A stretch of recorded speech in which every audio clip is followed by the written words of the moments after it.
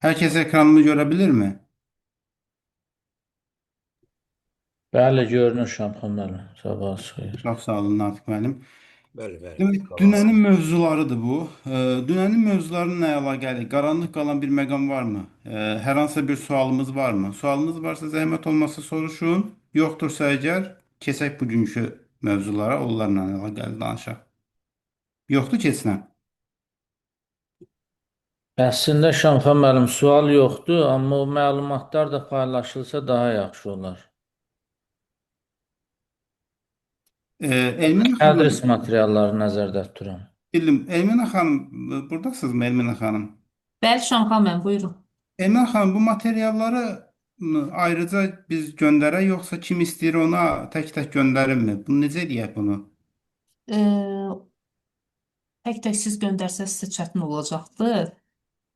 Hamı istəmir bəlkə də. Yəni kim istəyir ona Hə, göndərirmi yoxsa? istəyən şəxslərə istəyirlərsə bu paylaşa bilərsiniz də. Yəni sizin Yox, seçiminiz. əlbəttə istəyirik. Sabah xeyir. Lazımdır, göndərin də bunları siz. Hamı istəyir o Yəni zaman. ya WhatsApp qrupda Sabah yenidir. xeyir.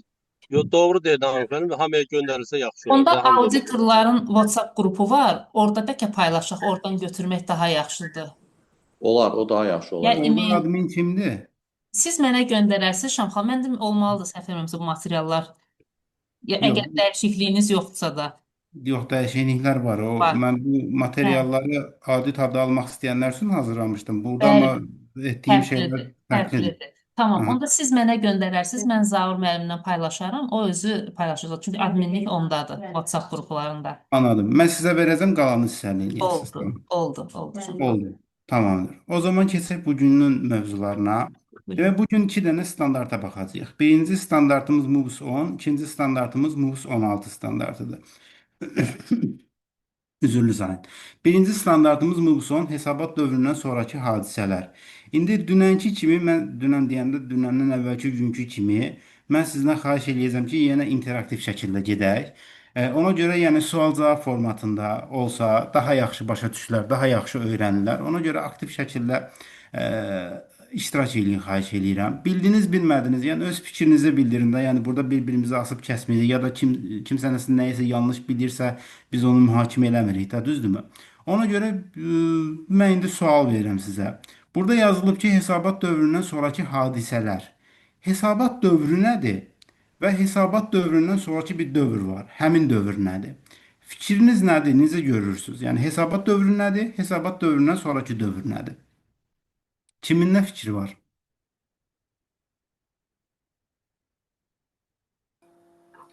Şamxal bəy, mən bir qısaca izah verim. Biz hesabat dövrü deyəndə iki hesabat dövründən danışmalıyıq. Mənim səsimi eşidə bilirsiniz? Bəli, bəli, eşidirəm. Bəli, burada bir var, maliyyə hesabatlarının nöqteyi nəzərindən hesabat dövrü var. Bəli, bəli, bizə o lazımdır. Bəli, bir də ki, audit nöqteyi nəzərindən hesabat tarixindən sonraki dövr var. İndi biz bunu fərqləndirək. İndi əgər biz maliyyə uçotu nöqteyi nəzərindən, maliyyə hesabatlarının standartı nöqteyi nəzərindən hesabat dövründən sonraki hadisələr deyəndə, faktiki olaraq hesabat ili başa çatan tarixdən sonra hesabatlar imzalanana kimi və publikasiya olunana kimi baş verəcək hadisələrdən söhbət gedir. Burada, məsələn, tutaq ki, 31 dekabr 2025-ci ilin hesabat dövrü 31 dekabrda bitdi. Amma biz faktiki olaraq maliyyə hesabatlarını tutaq ki, iyun 30-una kimi hələ dərc eləməmişik və hesabat hazır deyil, dərc olunmayıb.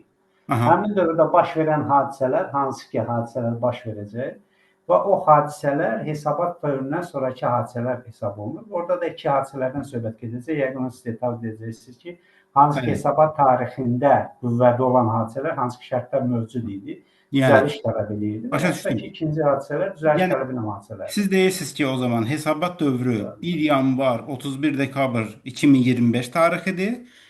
30 iyun 2026-cı ilə qədər olan dövr, yəni hesabatların dərc olunub, dərc olunduğu dövr. Tarixə, bu tarix isə hesabat dövründən sonraki dövr sayılır. Düz başa düşdünmü sizi?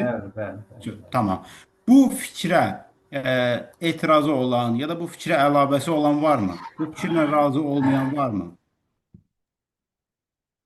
Olarmı? Mən hamınızı salamlayıram. Şamxal müəllim. Buyurun müəllim. Eşidir sizdən. Bəli, eşidirik sizi. Bəli, sağ olsun Üzeyir müəllim. Burada bir mən əlavə etmək istəyərdim ki, hesabat dövründən sonrakı hadisələrdə bir var hesabatların son təqdim edilmə tarixi, bir də var hesabatların dərc olunma tarixi. Xahiş edirəm ona da fikir verəsiniz.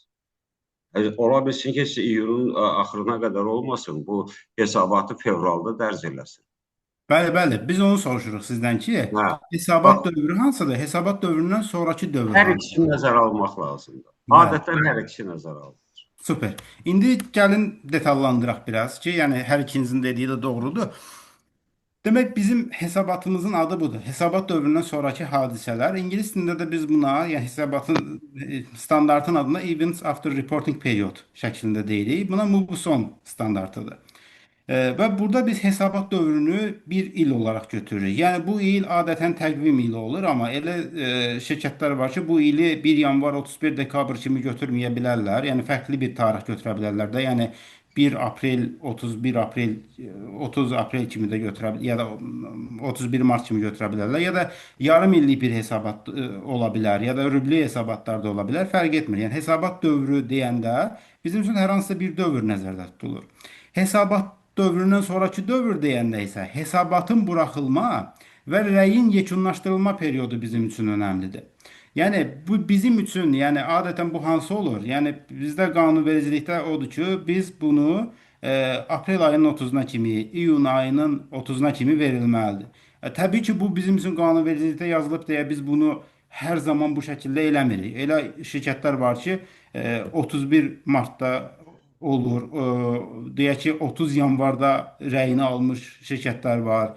Fevral ayında rəyini əldə etmiş şirkətlər var. Elə şirkətlər də var ki, 30 iyun tarixini keçirirlər, sentyabrda rəyini alırlar. Yəni maliyyə hesabatlarını həmin zaman dərc etmiş olurlar, düzdürmü? Yəni ki, bu o deməkdir ki, hesabat nə zaman dərc olunubsa, hesabat dövründən sonrakı dövr həmin dövr sayılır. Yəni hesabat dövrü tutaq ki 2025 olacaq. Hesabat dövründən sonrakı dövr isə hesabatlar dərc olunana qədər, yəni rəy verilənə qədərki dövr hesabat dövründən sonrakı dövr sayılır. Bu hissəni təxminən başa sala bildiyimi düşünürəm. İndi əgər 2025-ci ilin ilk 4 ayında, yəni rəy verilənə qədər, rəy verilib hesabat imzalanana qədər düzəldilə biləcək məqamlar varsa, düzəliş 2024-də edilməlidir. Növbəti ilə keçirilməməlidir. İndi burada bu nə deməkdir? İndi biz gəlmişik, indi biz 2026-cı ildəyik. Mən bunu hazırlayanda 2025-ci il idi deyə bu tarixlər, köhnə tarixlər qalıbdı. Gəlin 2026-cı il kimi yanaşaq da. 2026-cı ildəyik biz müqavilə bağlamışıq və audit həyata keçirdirik. Biz yoxlayırıq nəyi? 2025-ci ili də, düzdürmü? Və biz indi 15 aprel tarixindəyik. Biz indi aprel 15 tarixindəyik və deyək ki, bu günlərdə artıq rəy verməyə hazırıq. Düzdürmü? Və biz baxırıq ki, müəyyən 2025-ci ilə aid olan məqamlar var və müəyyən yeni məlumatlar var ki, biz artıq bu məlumatlar əsasında 2025-ci ilə düzəliş edə bilərik. Yəni biz bu məlumatları 2026-cı ildə almışıq. 2026-cı ildə olmasına baxmayaraq 2025-ci ilə aid edilə biləcək məsələlərdir. Və 2026-cı ilin məlumatları olmasına baxmayaraq 2026-cı ilin hesabatını gözləmirik. Elə 2025-ci ilin hesabatında dəyişiklik edirik. Və ya 2025-ci ilin hesabatında dəyişiklik etmirik.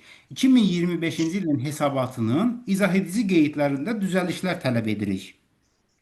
Yəni standartın yanaşması ondan ibarətdir ki, rəy verilənə qədər, 2025-ci ilin hesabatı buraxılana qədər düzəliş etmə imkanımız varsa, izah edici qeydlərə müdaxilə edilə bilmə şansı varsa, bunu 2026-cı ilə buraxma. Elə 2025-ci ilin hesabatında bu məlumatı ədalətli şəkildə oxuyuculara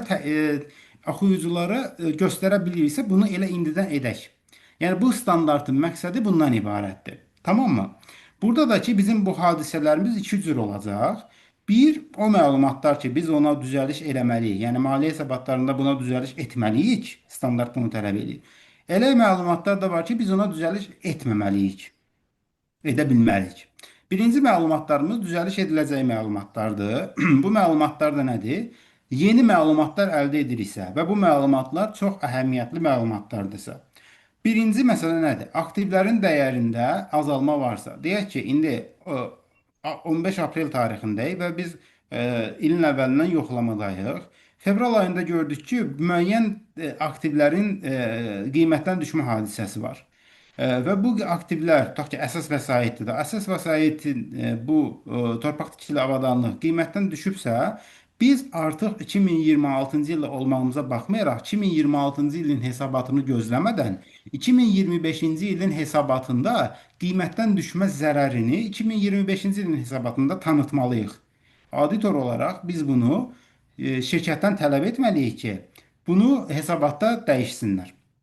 Eyni zamanda mal material ehtiyatlarının ilkin dəyərindən daha ucuz satışı. Məsələn, ilkin dəyəri mal materialın 1000 manat idi. Fevralda satılıb 900 manata. Amma 2024 tarix ya da 25 tarixinə 900 manata qeydiyyata alınıbdır. Yəni ki, 1000 manatlıq bir malı fevral ayında 900 manata satılıbsa, biz artıq bu məlumatı əldə eləmişiksə fevral ayının 2026-cı ilin fevralında və biz deməliyik ki, o zaman 2025-ci ilin maliyyə hesabatlarına siz bu məlumat dəyişikliyini etməlisiniz. İzah edə bildimmi? Ondan sonra, məsələn, məhkəmə və sığorta hadisələri ilə bağlı yeni məlumatlar. Burada provision yaratmaq, yəni ehtiyat yaratmaqdan söhbət gedir.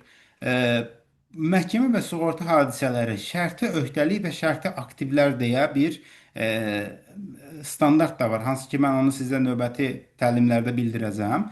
Əgər bunlarla əlaqəli məhkəmə və sığorta hadisəsində yeni məlumatlar əldə etdiksə, tutaq ki, məhkəmə uğurla nəticələnə bilər, məhkəmədə artıq uduzmaya daha çox yönəlilə bilər, ya da ki, sığorta artıq hə, mən sizin pulunuzu ödəməyə daha yaxınam kimi bir məlumat verə bilərsə, artıq o şərti aktiv, deyək ki, debitor borcu çevrilməsi tutaq ki, daha real görünürsə, siz elə onu 2025-ci ilin maliyyə hesabatında düzəlişi tələb etməlisiniz. Səhv və ya da dələduzluq tutaq ki, aşkarlanıbsa siz tərəfdən, bu 2025-ci ilin hesabatında düzəliş etdirilməlidir. Ya da ki, deyək ki, yanğın oldu və məsələn, deyək ki, biz aprel ayının 15-indəyik. Aprel ayının 1-də siz yoxlamanı apardığınız vaxtda çox böyük bir yanğın oldu və elə bir yanğındır ki, bu şirkətin fəaliyyətinə o qədər böyük bir təsir elədi ki, şirkət bundan sonra ayağa qalxa bilməyəcək. Yəni bundan sonra şirkət fəaliyyət göstərə bilməyəcək. Yəni bu artıq yeni bir məlumatdır və bu məlumat əsasında siz artıq bütün maliyyə hesabatları, rəqəmini dəyişdirməlisiniz və burada artıq likvidasiya rəyi verilməlidir. Yəni bütün hesabat likvid dəyərlə verilməlidir. İzah edə bildimmi? Eyni zamanda debitor borcun qayıtmaması. Yəni deyək ki, mart ayında sizin bu yoxlama apardığınız müəssisənin debitoru, yəni müştərisi elan eləyir ki, mən müflisləşdim və sizin borcunuzu verə bilməyəcəm. Verə bilməyəcəksə, bu ümidsiz borcdur da, düzdürmü? Bu pul qayıtmayacaq. Və bu sizin debitorunuzda görünməməlidir. Ümidsiz borca silinməlidir. O zaman siz nə etməlisiniz? İstəyirəm, bircə məlumat deyim, ola bilər ki, Buyurun. aparmadım. Bəs o Buyurun. audit rəyin əsasını məhkəməyə verir. O məhkəmədə o debitoru görməlidir ki, onu məhkəmədə iddia kimi qaldırsın ki, mən bunu ödəyə bilmirəm də və o necə olacaq?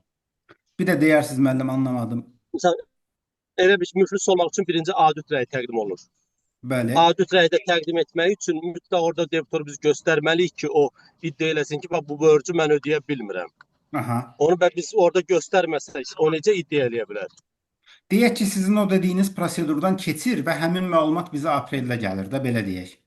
Yəni həmin o prosedur yaşanır və bizə o məlumat aprel ayında gəlir. Mən üzr istəyirəm. Yəni, Məmməd mənim qanunda nəzərdə tutulmayıb ki, auditor rəyinə görə verilir. Adicə borcun faktın təsdiq edilməsi, borc müqaviləsi və öhdəliyin yetirilməməsi kifayət edir ki, müflisləşmə işini açasan. Yəni, audit sonradan tələb olunur orada. Özdə orada başqa auditdir bu müflisləşmə ilə bağlı. Yəni Audit də məsələmiz sənəd nədir? ola bilər, amma müqavilə kifayət edir. və öhdəliyin icra edilməməsi. Məsələ nədir? Yəni siz hansı formada yanaşırsınızsa yanaşın, MHB-nin öz yanaşması var. Yəni siz indi özünüzdə deyə bilərsiniz ki, mən bu sənəd olmadan bunu özümdə ümidsiz borca silməyə istəməyə bilərəm və s. Amma MHB-nin öz yanaşması var. Mən o detallara çox girmirəm. Yəni qanunvericilik tərəfinə çox fokuslanmıram. Mənim əsas burada sizə çatdırmağa çalışdığım hissə fərqlidir. Ona görə o detallara girmirəm. Burada mən nə deməyə çalışıram? Baxın, əsas fokuslandığım hissə nədir? Deyir ki, şirkət, mən sizə borcu qaytara bilməyəcəm. Bununla əlaqəli sizə məlumat gəldi. Siz auditor olaraq necə yanaşmalısınız buna?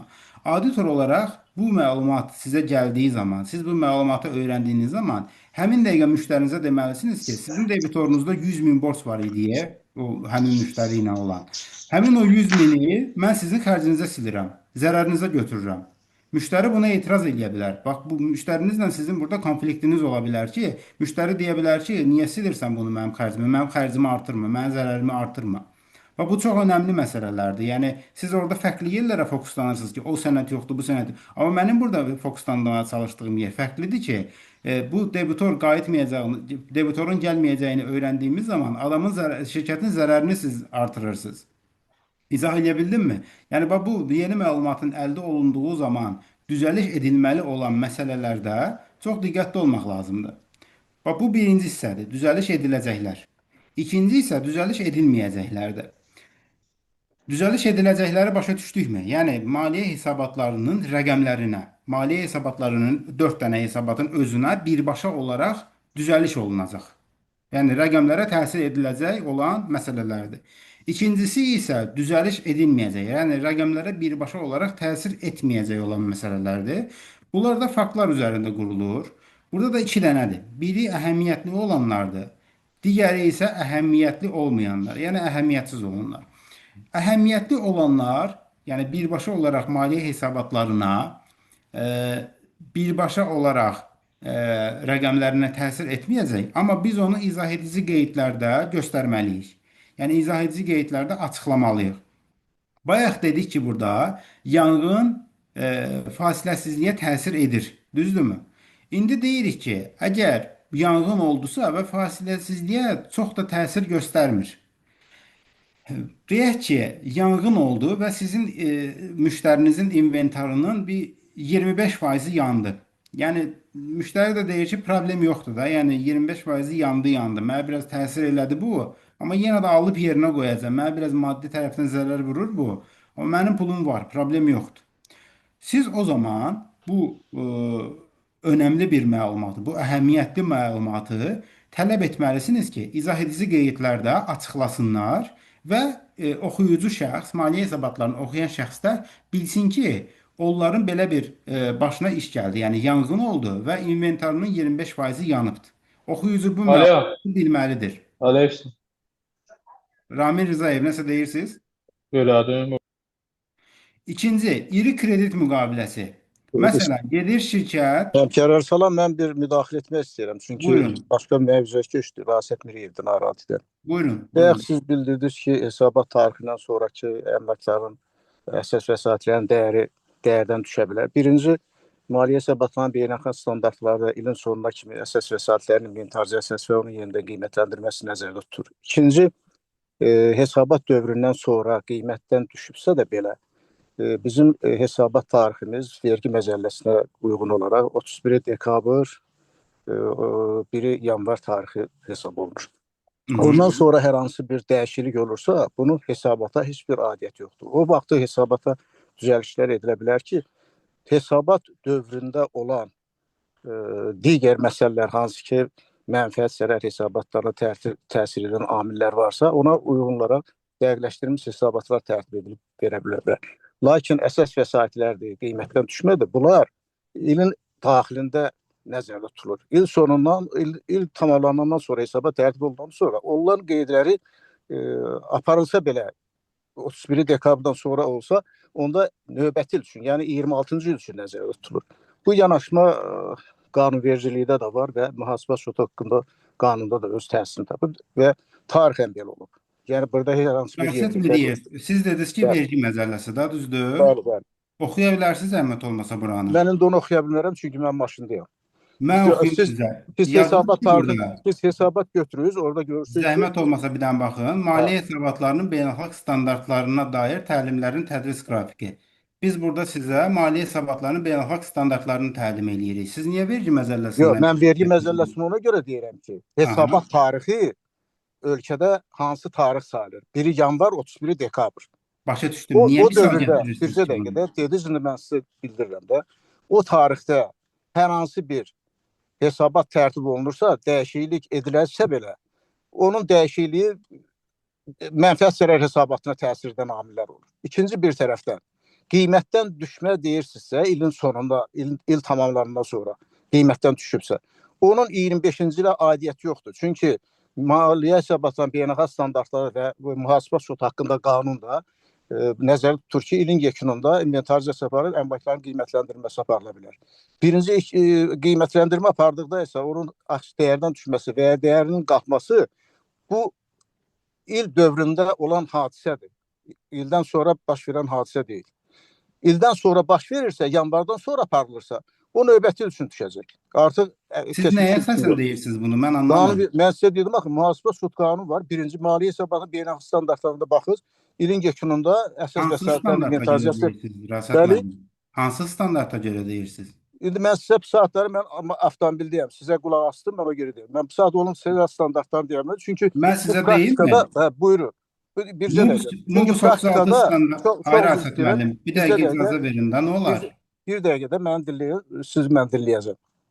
Birinci hesabatlar tərtib olunanda dəfələrlə bu qiymətləndirmənin aparılması ölkədə baş verir və milyonlarla, milyardlara gəlib çıxır qiymətləndirmə böyük şirkətlərdə. Və ilin yekununa kimi olar, hətta bütün balans hesabatlarının inventarizasiyası gedib, debitordan tutmuş, kreditordan tutmuş qiymətlənməsi aparılır. Bu il ərzində olan hadisədir. İldən sonra baş verərsə, o növbəti ilin hesabatında əks olunmalıdır.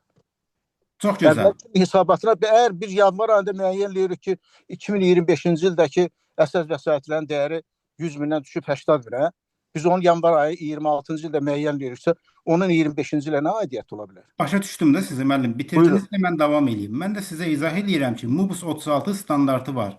Aktivlərin qiymətdən düşməsi. Hansı ki, mən onu 5-ci gün izah edəcəm. Buna impairment deyirlər ingilis dilində. Impairment of assets. Tamam mı? Buyurun.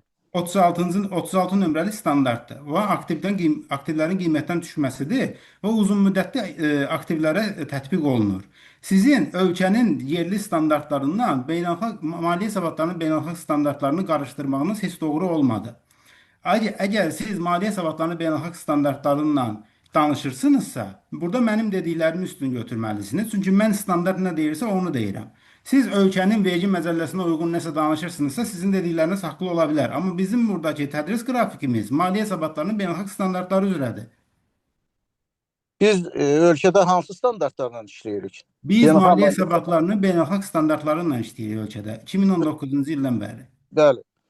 Həmən standartda nəzərdə tutulub ki, 25-ci ildə dəyərdən düşən 26-cı ilin hesabatında 26-cı ildə müəyyən edilsən 25-ci il hesabatına düzəliş eləsən. O standartda elə tələb yoxdur. Bəli, Mubus 10 standartında, hesabat dövrünə sonraki hadisələr standartında, hansı ki mən bunu indi izah edirəm, bu standart deyir ki, əgər rəy verilənə qədər, yəni hesabat dərc olunana qədər siz baxsanız ki, aktiv qiymətdən düşübdür, o zaman siz yoxladığınız dövr üzrə qiymətdən düşmə zərərini həmin ilin hesabatında tanımaq məcburiyyətindəsiniz. Mən sizə bunu bayaqdan izah etməyə çalışıram. Siz də Şaxan müəllim, bunun əksini iddia edirsiniz. kiçik bir müdaxilə edə bilərəm. Çox sözüm. Buyurun. Hər ikiniz belə deyək də, dolayısıyla doğru deyirsiniz. Məsələ nədir? Biz burada əhəmiyyətliyə fikir verməliyik. Əhəmiyyətli dərəcədə qiymətdən düşərsə, təbii ki, misal üçün, şərti misal çəkirəm. Aktivin balans dəyəri 100 mindir. Amma yanvar ayında ola bilər, hansı bir hadisələrə görə, iqtisadi hadisələrə görə, görürsünüz, bugün Hörmüz belə deyək də, bağlanır, birdən-birə hansısa bir yeri partladırlar.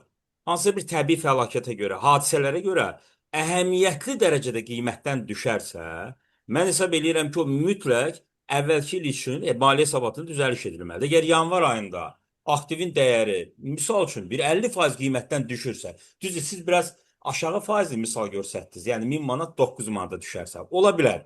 Bəli, Həmkarım burada müəllim, hardasa haqlıdır. Amma Mehdi 1000 müəllim. manat, 500 manata, 300 manata düşərsə birdən, təbii ki, belə hadisələr olur. Mütləq o Mehdi əvvəlki müəllim, dövrün maliyyə misalı hesabatına düzgün başa düzəliş düşməmişik olunmalıdır. hər halda. Mən burada mal material ehtiyatının 1000 manatdan 900-ə düşməsində misal vermişəm. Burada isə aktivlərin dəyərinin azalmasında misal rəqəm verməmişəm. Diqqətlə baxmanızı Hə, rica bəli. edirəm. Amma rəqəm olsa mənə elə gəlir biraz düşündürərdi. Amma yenə deyirəm, siz düzünü deyim Şamxan müəllim. Siz düz deyirsiniz. Sadəcə olaraq əhəmiyyətlik dərəcəsində fikir vermək lazımdır. Mən belə düşünürəm. İkinci bir tərəfdən çox Ben xahiş burada edirəm, əhəmiyyətli dərəcəsi qeyd etməmişəm. Aktivdən qiymətdən düşmə varsa, bu əhəmiyyətli bir dəyişiklikdir, yeni bir məlumatdır və maliyyə hesabatlarında düzəliş edilməlidir. Standart bunu deyir. Bunun əksi iddia oluna bilməz. Tamam, cənablar? bəs siz ölkənin mühasibə suatı haqqında qanununa bir nəzər yetirin. Biz qanunları ölkə daxilində olan qanunlara əsasən hesabatlar tərtib edirik. Orada qiymətdən düşmə Ölkədəki ilərində hansı olursa, qanun vericiliyini nəzərdə tutursunuz, Rasim müəllim? mühasibə suatı haqqında qanunda əsas vəsaitlərin çoxu var. Buyurun baxın görün, əgər qiymətdən düşürsə ancaq tətbiq oluna bilər bu. Və bu Bizim praktikada da ölkəmizdə maliyyə dəfələrlə tətbiq hesabatlarının olunur. beynəlxalq standartları tətbiq olunur. Mən də sizə onun təlimini verirəm. Nəyəsə görünür biz bir-birimizi başa düşə bilirik, ancaq fikrimizi yeritmək Görünür istəyirik. ki, biz Fikri ölkədə tətbiq etmək hansı düzgün qanun deyil. vericiliyi ya da Ölkədə hansı standartın tətbiq olunduğunu bilmirik. praktiki hesabatlar var və praktiki hesabatların tərtib edilməsi var və tərtib edilmə əgər qiymətdən düşməni təsərrüfat subyekti bilirsə, onu il ərzində etməlidir. İlin sonunda yanvar, fevral ayında edirsə, onun ilə aidiyyəti olmalıdır. Bu hansı qanun vericiyə uyğun olması. Rasad müəllim, mən Bəli. üzr istəyirəm. Buyurun. Rasad müəllim, ağsaqqalım üzr istəyirəm. Buyurun. Bu istifadəçilər üçün verilən təqdimatdır. İstifadəçi aprel ayında audit rəyi ilə birlikdə maliyyə hesabatlarını oxuyarkən, əgər o görsə ki, yanvar ayında həqiqətən əhəmiyyətli dərəcədə qiymətdən düşüb Bəli, və bu hadisələr əhəmiyyətli, barədə bəli, məlumatı bəli. yoxdursa, Bəli. istifadəçi aldana bilər.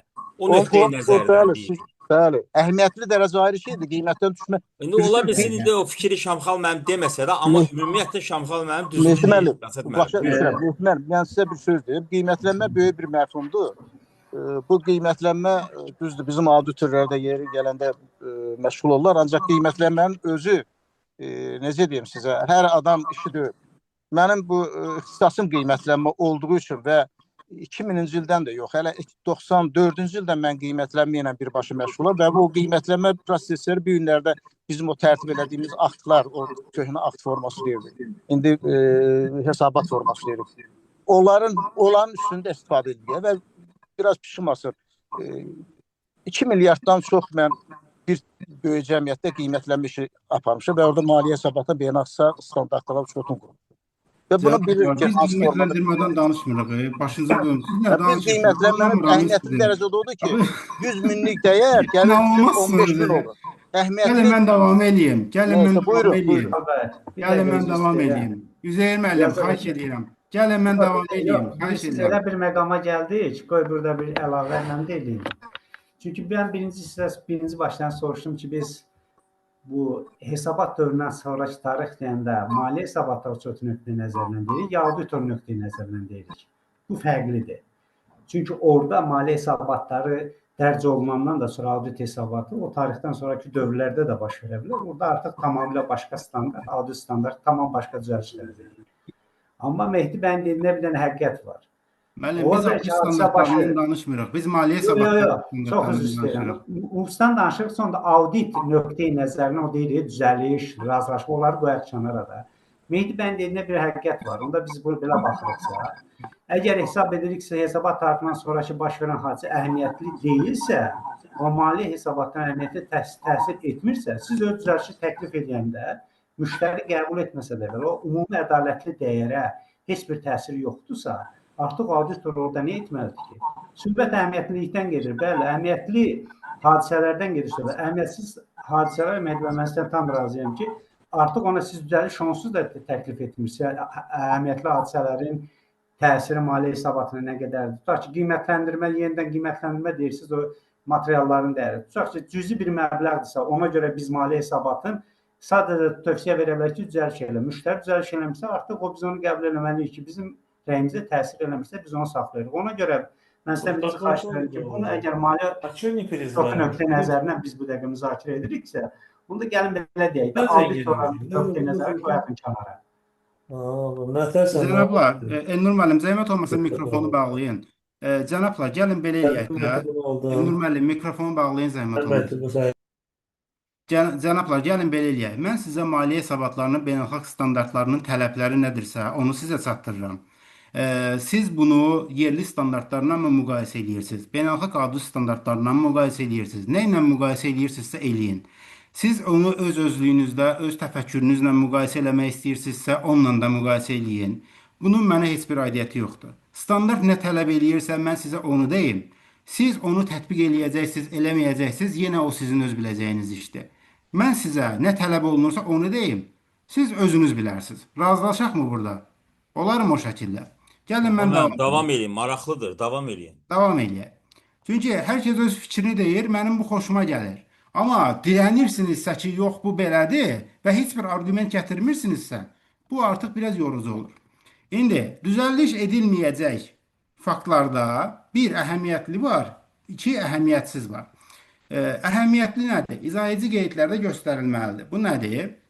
Yanğın. Əgər fasiləsizliyə təsir göstərmirsə, bayaq dedim ki, 25% adamın inventarı yanıbdır. Burada artıq istifadəçi bilməlidir ki, 2026-cı ildə, 25-ci ilin hesabatında bilməlidir ki, 2026-cı ilin əvvəllərində onun inventarının bir hissəsi yanıbdır. Ya da ki, 2026-cı il 2025-ci ilin hesabatını oxuyan adam bilməlidir ki, 2026-cı ildə o adam iri bir kredit müqaviləsi götürüb, kredit müqaviləsinə imza atıb. Məsələn, 35%lik, 25%lik bir faiz dərəcəsi ilə o adam müqavilə bağlayıbdır. Yəni kredit cəlb edibdir. İzah eləyə bildimmi bu hissəni? Ya da məsələn, bir dənə hesabat nümunəsini götürək. Biz ümumiyyətlə bu hesabat dövründən sonraki hadisələri hesabatda harda göstəririk, harda görürük, bilirik onu. Köməkçi olun bir dənə mənə, harda görürük hesabatda? Qeydlərdə. Bu şərhlərdə lap axırda olur da, səhv etmirəmsə. Təbii ki, qeydlərdə uçuş siyasətində də orada bir bənd En sonda olması arzu olunandır və Bəli. qeydlərdə də ayrıca bu barədə fikir bildirilməlidir. Dəyişiklik olub olmamasından asılı olmayaraq qeydlərdə bildirilməlidir. Var ya yox. Süper. Yəni ondan vaz keçmək olmaz. Süper. Bax bu cümlə yəqin ki, bütün hesabatlarda görmüşük də. Yəqin ki, hesabat tarixindən sonraki dövrdə bu niyə bir şey yazdım? Heç bir əhəmiyyətli hadisə baş verməmişdir. Düzdür? Yəqin ki, bunu görmüşük də biz. Bütün hesabatlarda var. Amma bütün hesabatlarda elə bu standart formada gedir. Yəni burada mən bunun şaxələndirildiyini çox nadir hallarda görürəm. Amma faktiki olaraq burada yazıla biləcək əhəmiyyətli hadisələr olur. Bu cümləni təkrar bir dəfə də oxuyaq. Yazılıb ki, hesabat tarixindən sonraki dövrdə. Baxın, hesabat dövründə demir ha. Rasət idi müəllimin adı. Hesabat tarixindən sonraki dövrdə. Hesabat tarixində demir ha, hesabat dövründə demir. Hesabat dövrü nədir? İl. Bir il də, düzdürmü? Təqvim ili deyirdiniz, vergi ili deyirdiniz bayaq. O dövrü demir. Hesabat tarixindən sonraki dövrdə. Yəni il bitib, il bitəndən sonraki dövrdə. Düzdürmü? Hesabat tarixindən sonraki dövrdə heç bir əhəmiyyətli hadisə, söz altından xətt çəkirik bunun, əhəmiyyətli hadisə baş verməmişdir. Əhəmiyyətli sözünə də vurğu eləyirəm. Niyə? Çünki burada dedik ki, əhəmiyyətli hadisə baş verirsə, biz gəlib bunu burada açıqlamalıyıq da, düzdürmü? Yəni ki, əhəmiyyətli hadisə yanğın ola bilər, iri kredit müqaviləsi ola bilər, direktorun dəyişikliyi ola bilər. Çox önəmli hadisələr olmalıdır ki, yəni əhəmiyyətli, oxuyucu üçün əhəmiyyətli, önəmli hadisələr olmalıdır ki, biz gələk bunu burada açıqlamasını tələb eləyək. Yəni, əgər bu hadisələr varsa, bu burada yazılmaq məcburiyyətindədir.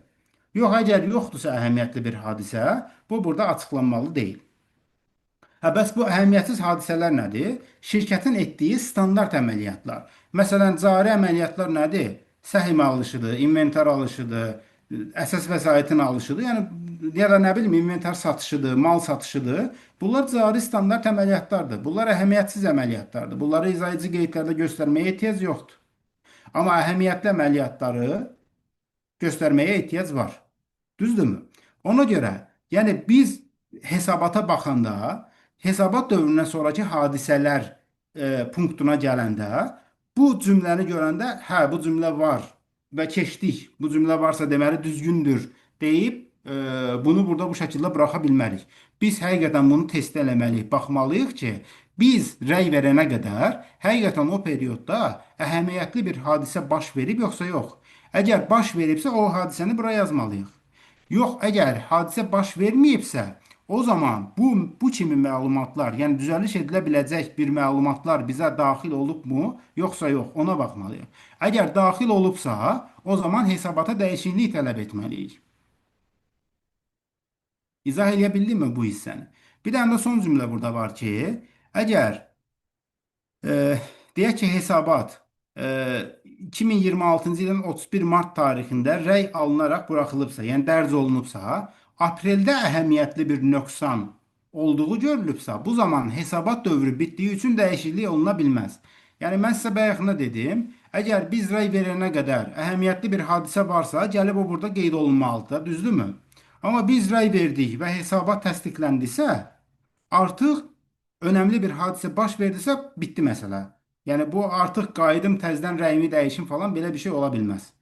Tamam mı? Yəni çünki rəy verilibdir, hesabat dərc olunubdur. Yəni artıq onu dəyişdirə bilmərik. Bu şəkildə idi. Yox, üzr istəyirəm Şamxal bəy. Buyurun. Orada siz nəzərə alın, mən yenə qayıdıram. Siz öz dediyinizi bayaq inkar ediniz, üzrü sayın. Muhasibat usulü nöqtə, maliyyə hesabatları nöqtə nəzərindən hesabat tarixindən sonraki hadisələr başqa şeydir.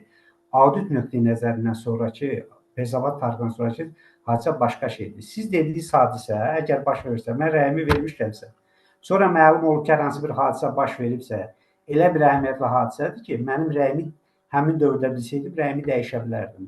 Onda mənim öhdəliyim var, beynəlxalq audit standartında. Artıq bu, maliyyə hesabatlarının standartı deyil. Ona görə xahiş edirəm, mən sizdən nəyə xahiş edirəm? Bəyək o məsələyə qayıtdır. Hesabat tarixindən sonraki hadisələr tək qeydlərdə açıqlanmır. Əgər düzəliş eləmişəmsə, artıq o hesabat tarixindən sonraki hadisə maliyyə hesabatının özündə öz əksini tapıb artıq. Sadəcə olaraq hesabat tarixindən sonraki hadisələr qeyd hissəsində açılanda biz çox vaxt onu göstərmirik. Tutaq ki, də mən qiymətləndirmə nəyə görə deyirəm? Yenidən qayıdıram qiymətləndirmə və inventar. Standart misal, beynəlxalq standartda Üzeyir müəllim, vaxtım azdır, üzr istəyirəm. Üzeyir müəllim, beynəlxalq audit standartlarını müzakirə etmirəm. Onda audit standartlarına niyə söhbət edirsiniz? Siz deyirsiniz, rəy verdiniz, rəydən sonra bu. Onda gəlin belə danışalım da, mövzu maliyyə hesabatlarının beynəlxalq standartına gedirsə, gəlin onun üzərindən gedək. Auditin nöqtə nəzərini qoyağın kənara. Çünki dediyiniz fikirlər bəzən bir-birinə ziddiyyət təşkil edir. Mən ona görə deyirəm. Gəlin onda maliyyə hesabatlarının çox nöqtə nəzərindən, mühasibat maliyyəsi nöqtə nəzərindən bu standartı keçək. Audit nöqtə nəzərindən yox. Mən onu demək istəyirəm. Maliyyə hesabatlarının beynəlxalq başqa tələbləri də gəliriz burada səsləndirək.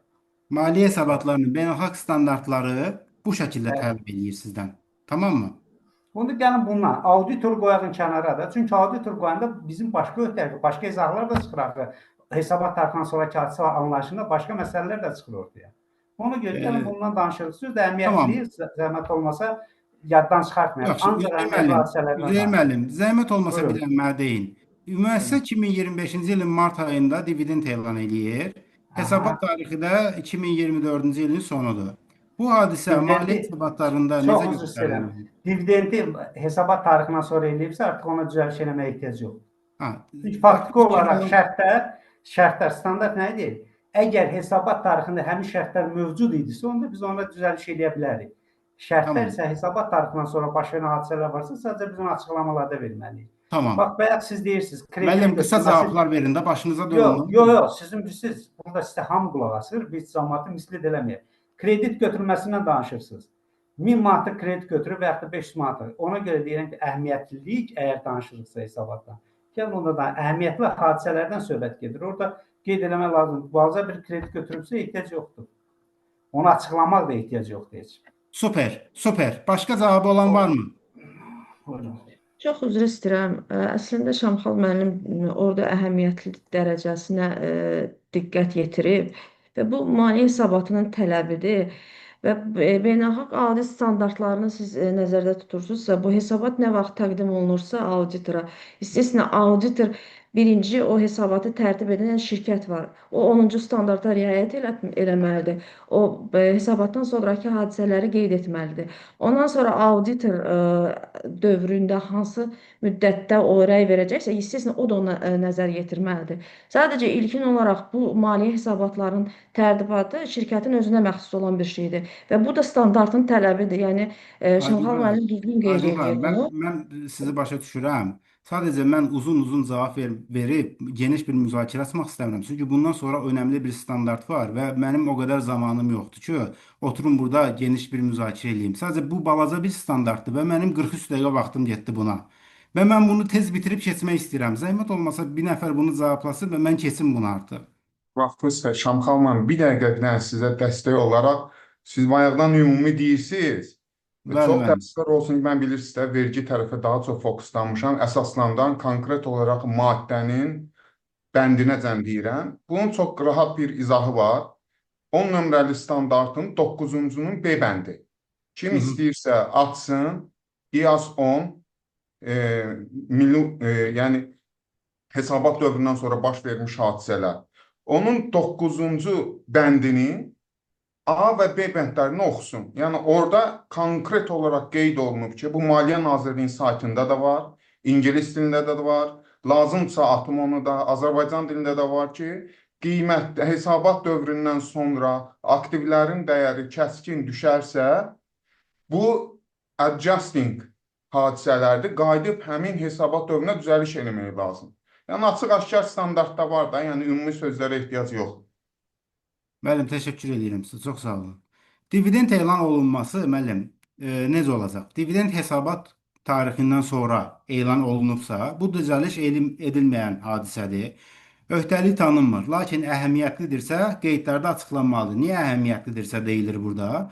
Auditor dividend qərarının maliyyə vəziyyətinə təsirini, kapitalın azalması riskini və fəaliyyətin fasiləsizliyi ilə əlaqəsini qiymətləndirməlidir. Yəni dividend elan olundu, amma bu dividendin gələcəkdəki şirkətə təsirlərini bilmək məcburiyyətindəyik. Yəni bunu ölçməliyik. Yəni birbaşa əhəmiyyətlidir, əhəmiyyətli deyil kimi yanaşa bilmərik. Biz bunu ölçməliyik.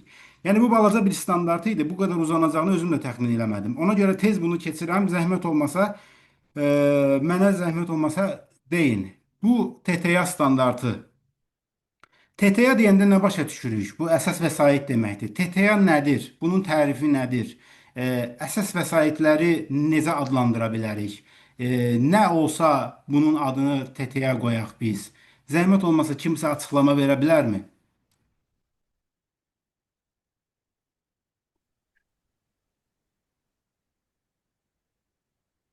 Keçmiş hadisələr nəticəsində yaransın, müəssisə nəzarətində olsun və gələcək iqtisadi fayda versin.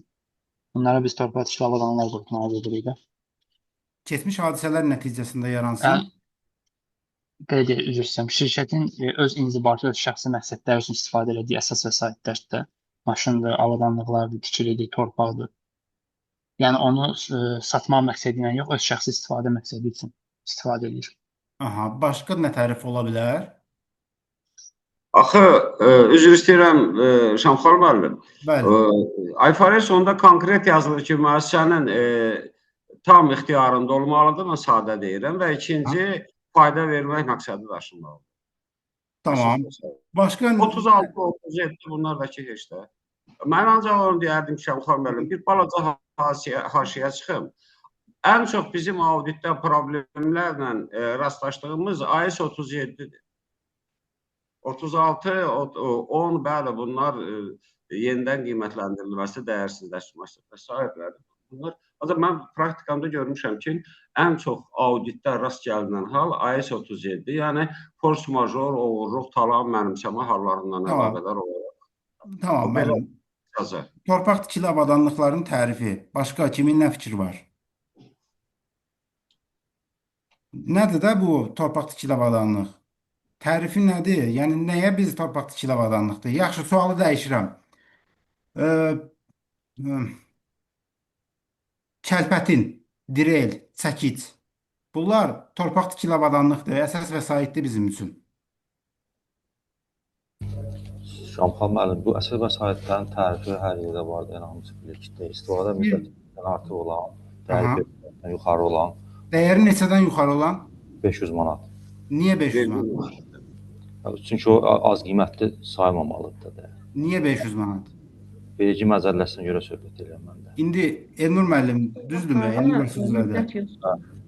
Niye vergi məcəlləsindən misal gətirdiniz bizə? Fikirləri olanlar qeyd eləsinlər, əlavə fikirləri olanlar. Biz maliyyə hesabatlarının beynəlxalq standartlarından danışırıq. Yəni maliyyə hesabatlarının beynəlxalq standartlarına görə torpaq tikili avadanlıqlarının tərifi nə olar? Yəni Mal istehsalı üçün nəzərdə tutulan maddi aktivdir və yaxud da icarə vermək məqsədi üçün olan maddi aktivlərdir. İndi mən qısa konkret deyim. icarə məqsədi olur. Aha, super. Bayaqki sualım müəllim, çəkisidir, kəlfətindir. Yəni dəyəri aşağıda, yəni çox 40 manatdır, 1 manatdır, 10 manatdır. Bunlar da torpaq tikili avadanlıq sayılarmı? Başqa kimin nə fikir var? Bir iştirak edeyim, bir suallara cavab verin görək. Yəni əgər satış məqsədi ilə deyilsə, yəni 2 saylı ehtiyatlara düşmür. Yəni orada istisnalar var da. Görünüşünə görə torpaq tikili avadanlığı oxşayır, amma məsələn bioloji aktivlərdir, ehtiyatlardır. Hansı ki bunlar istisnadır. Yəni onlar torpaq tikili avadanlıqlar deyillər. Deyirlər. Aha. Bir aşağıda mən çıxım olarmı Şamxan? Buyurun müəllim. Misal üçün götürək bir çəkici. Aha. Bir çəkic hansı bir subyekt üçün, təzərrüt subyekt üçün torpaq tikili avadanlıq kimi təsdiqləşdirə bilər, digəri üçün yox. Məsələn, böyük bir zavoddur, milyonlara sahibdir. Bəli. Adi bir çəkic onun üçün xırda bir əşyadır. O Bəli. heç də torpaq tikili avadanlıq kimi təsdiqləşdirilə bilməz.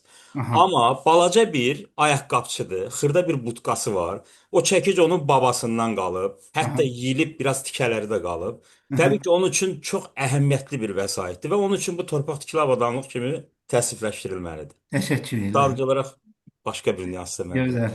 Bəli, Gözəl. müəllim. Vidadi müəllim nəsə deyirsiniz? Okey. Tamam. O zaman keçək. Bu arada bütün cavablarınız doğrudur. Belə deyim ki, bir dənə istisna var idi cavablarda. Onun xaricində bütün cavablar doğruydu. Vergi məcəlləsi 500 manat dəyər müəyyən eləyə bilər. Deyə bilər ki, 500 manatın yuxarısında olan, altında olanlar əsas vəsait deyil, yuxarısında olanlar əsas vəsait. Amma yadınızda saxlayın ki, standartlar heç bir zaman rəqəm müəyyən etməz. Yəni maliyyə hesabatlarının beynəlxalq standartlarında bir threshold yoxdur, limit yoxdur. Onlar sizə bu rəqəmdən aşağısı, bu rəqəmdən yuxarısı deyə bir rəqəm heç bir zaman verməz. Çünki bu bir məcəllə deyil, bu bir qayda deyil. Bunlar prinsiplər əsasında qurulubdur. O hər zaman şirkətin öhdəçiliyinə buraxır. Deyir ki, mənim prinsiplərim budur, rəqəmi özün müəyyən et. Siz şirkət olaraq deyə bilərsiniz ki, hə mən 500 manat müəyyən etmişəm. 500 manatın altında olanlar mənim üçün əsas vəsait deyil. Bunu edə bilərsiniz. Problem yoxdur. Amma standart olaraq siz auditor olaraq getsəniz və desəniz ki, şirkət tutaq ki 500 manatın altında olan aktivlərə əsas vəsait kimi yanaşıbsa və siz ona desəniz ki, siz bunu yanaşa bilməzsiniz, bu zaman şirkət deyər ki, yəni xeyirdirmi da, yəni niyə belə yanaşırsan? Siz də desəniz ki, yəni bunu tutaq ki, vergi məcəlləsi qəbul edəmir, o deyəcək ki, mən maliyyə hesabatlarının beynəlxalq standartları qəbul edir. Vergi məcəlləsi kimdir? İzah edə bildimmi? Ona görə torpaq tikili avadanlıqların tərifinə bir dənə baxaq. Torpaq tikili avadanlıqların birinci bu nədir? Property Plant Equipment deyirlər buna. Buna PPE deyirlər ingilis dilində. İndi mən də bu torpaq tikili avadanlıqları davamlı şəkildə demək mənim üçün yorucu olacaq. Ona görə TTA deyəcəm.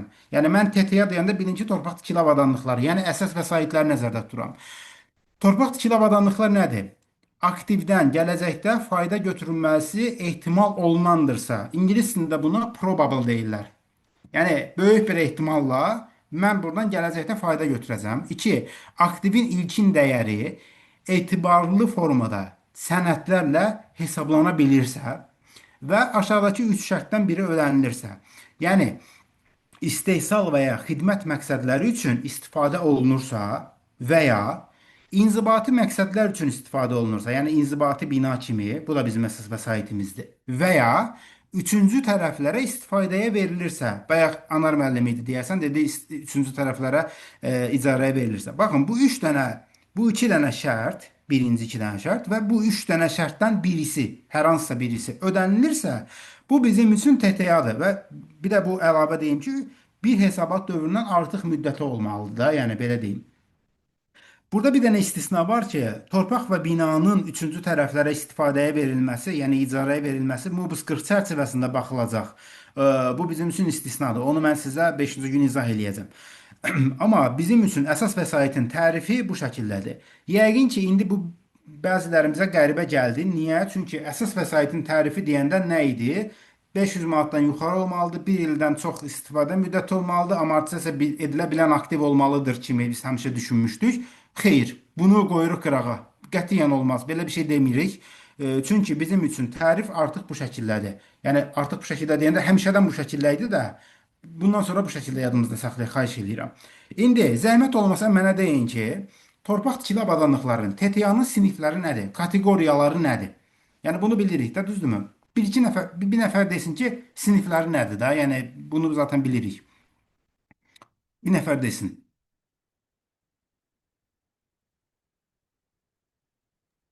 Sinif nəyi nəzərdə tutur? Kateqoriyalar, yəni nələrdən Nəqliyyat asılı bura? Nəqliyyat vasitələri, maşın avadanlıq, Aha. kompüter vasitələri. Binalar olar, nə bilim, istehsal Binalar. avadanlıqdır.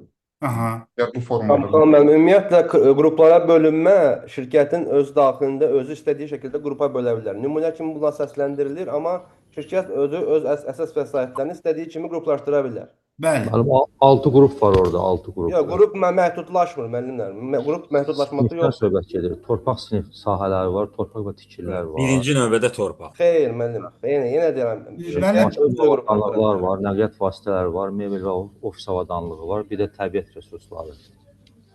Belə deyim, qruplaşma eləyə bilərsiniz şirkət daxilində, amma mən sizdən soruşuram ki, IFRS-də MHBS-nin özünün təqdim etdiyi kateqoriyalar nədir? Oradan bir yerə gəlib çıxacam da, yəni ona görə mən sizdən soruşuram ki, yadda qalan olsun. Təxminən sadaladınız. Mən indi sizə deyim. Bunu sizdən soruşmağımın məqsədi var idi. Burada 9 dənə kateqoriya veribdir.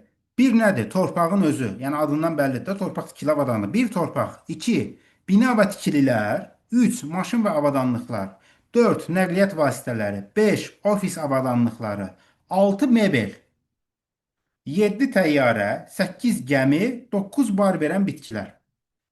İndi Amma bunları misal kimi çəkir də standart, doğrudurmu? bəli.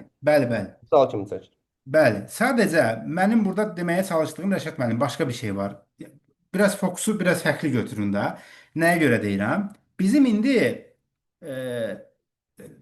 qəlibləşmiş bir fikrimiz var ki, əsas vəsait deyəndə bizim yadımıza düşən şeylərdən biri nədir? Hesablama texnikası var da, düzdürmü? Hesablama texnikası burada görmədik biz. Düzdürmü? Ya da ki, mebel bizim yadımıza düşmür. Mebeli biz digər əsas vəsait kimi görürük. Amma standartın içində digər əsas vəsait deyə bir şey yoxdur da. Hamısının özünün adı var. Yəni, o qəlibdən biraz çıxmağımız lazımdır. Yəni, mən bunu burada sizə onu izah eləməyə çalışıram ki, biraz bu şeylərə diqqət eləməyimiz lazımdır ki, digər əsas vəsaitlərdə hesablama texnikasıdır. Bu qəliblərdən biraz çıxmağımız lazımdır. Ya da burada məsələn bar verən bitkilər var. Məcəllədə varmı bar verən bitki? Yoxdur. Düzdürmü? Yoxdur da, düzdürmü? Ümumiyyətlə standart bunu ona görə qruplaşdırır ki, sonraki yəqin ki, indi davam edəcəksiniz, sonraki etaplarda qiymətləndirmə ilə bağlı məsələlər var da, onunla yəqin bağlı qruplaşmanı elə etməliyik ki, sonda biz hansısa bir qrupa qiymətləndirmə eləyəndə məsələni atıram da, orada standartda cümlələr var da, həmin qrupun hər bir... Kateqoriya ilə eləmək lazımdır ona görə. Bəli, onun üçün yanaşmanı biz onun üzərində qurmalıyıq. Bəli, siz çox qabağa gedirsiniz. Tələsməyin, mən ora gələcəm, hamısını deyəcəm. Sadəcə mən ilkin olaraq müqayisəli şəkildə aparıram ki, tam başa düşülsün. Yəni, biz normalda mebelli, ofis avadanlıqlarıdır və s. Bunların hamısını digər əsas vəsait kimi götürərdik. Printerdir, kompüterdir, bunları hesablama texnikası kimi götürərdik. Amma burada kateqoriyalarımız fərqlidir. Yəni, sabah bir audit eləyəndə bunları ofis avadanlığı falan görsəniz, təəccüblənməyin.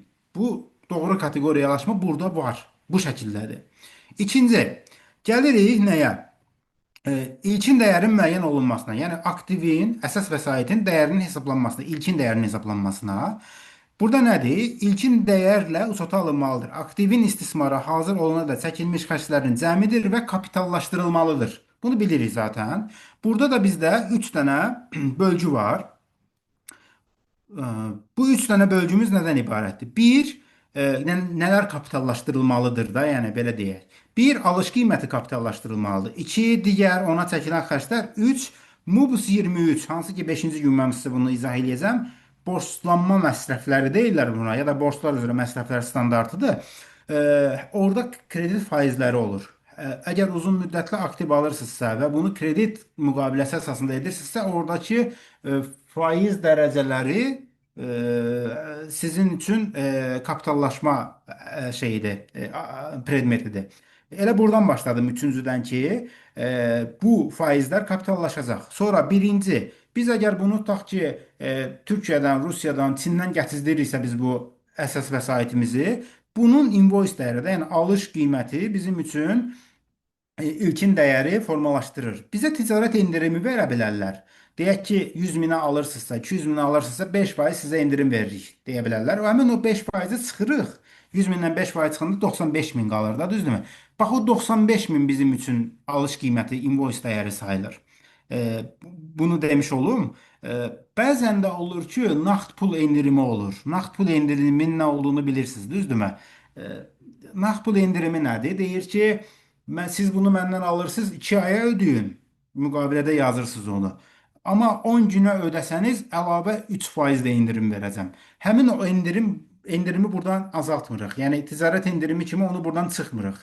Yəni ticarət endirimini çıxa bilərik, amma çıxmalıyıq, amma nağd pul endirimini çıxmırıq. Birinci alış qiymətini nəzərə aldıq kapitallaşdırmada. İkinci isə borclanma məsrəflərini, kredit faizlərini nəzərə aldıq. Ondan sonra isə gəlirik digər xərclərə. İndi bu məhsulumuz bizim əgər Çindən gəlirsə, bunun bir logistikası var. Bir həmin xərcləri nəzərə aldıq. Gəldi, girdi gömrüyə. Gömrükdə rüsumlarımız var. Rüsumlarımızı ödədik, çıxartdıq. Sonra gətirdik çatdırılma, ambara qədər gətirib bu çatdırılmalıdır. Həmin o xərclərimiz var. Onları da nəzərə aldıq. Sonra onu gətirib quraşdıracağımız ərazinin təmizlənməsi var. Ona çəkilən xərclərimiz var. Onu da nəzərə aldıq.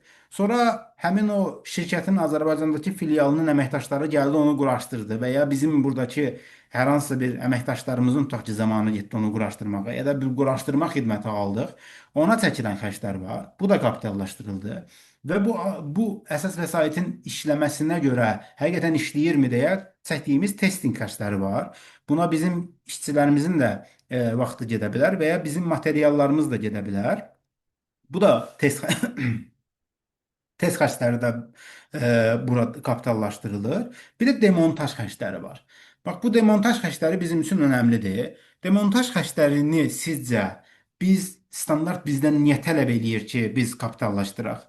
Demontaj sökülmə deməkdir bu arada.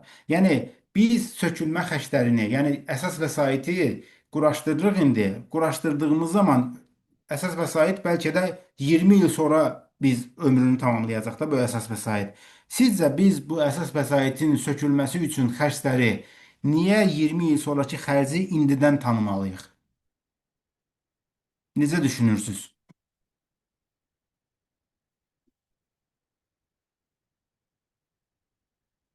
Nə fikirləşirsiniz bu arada?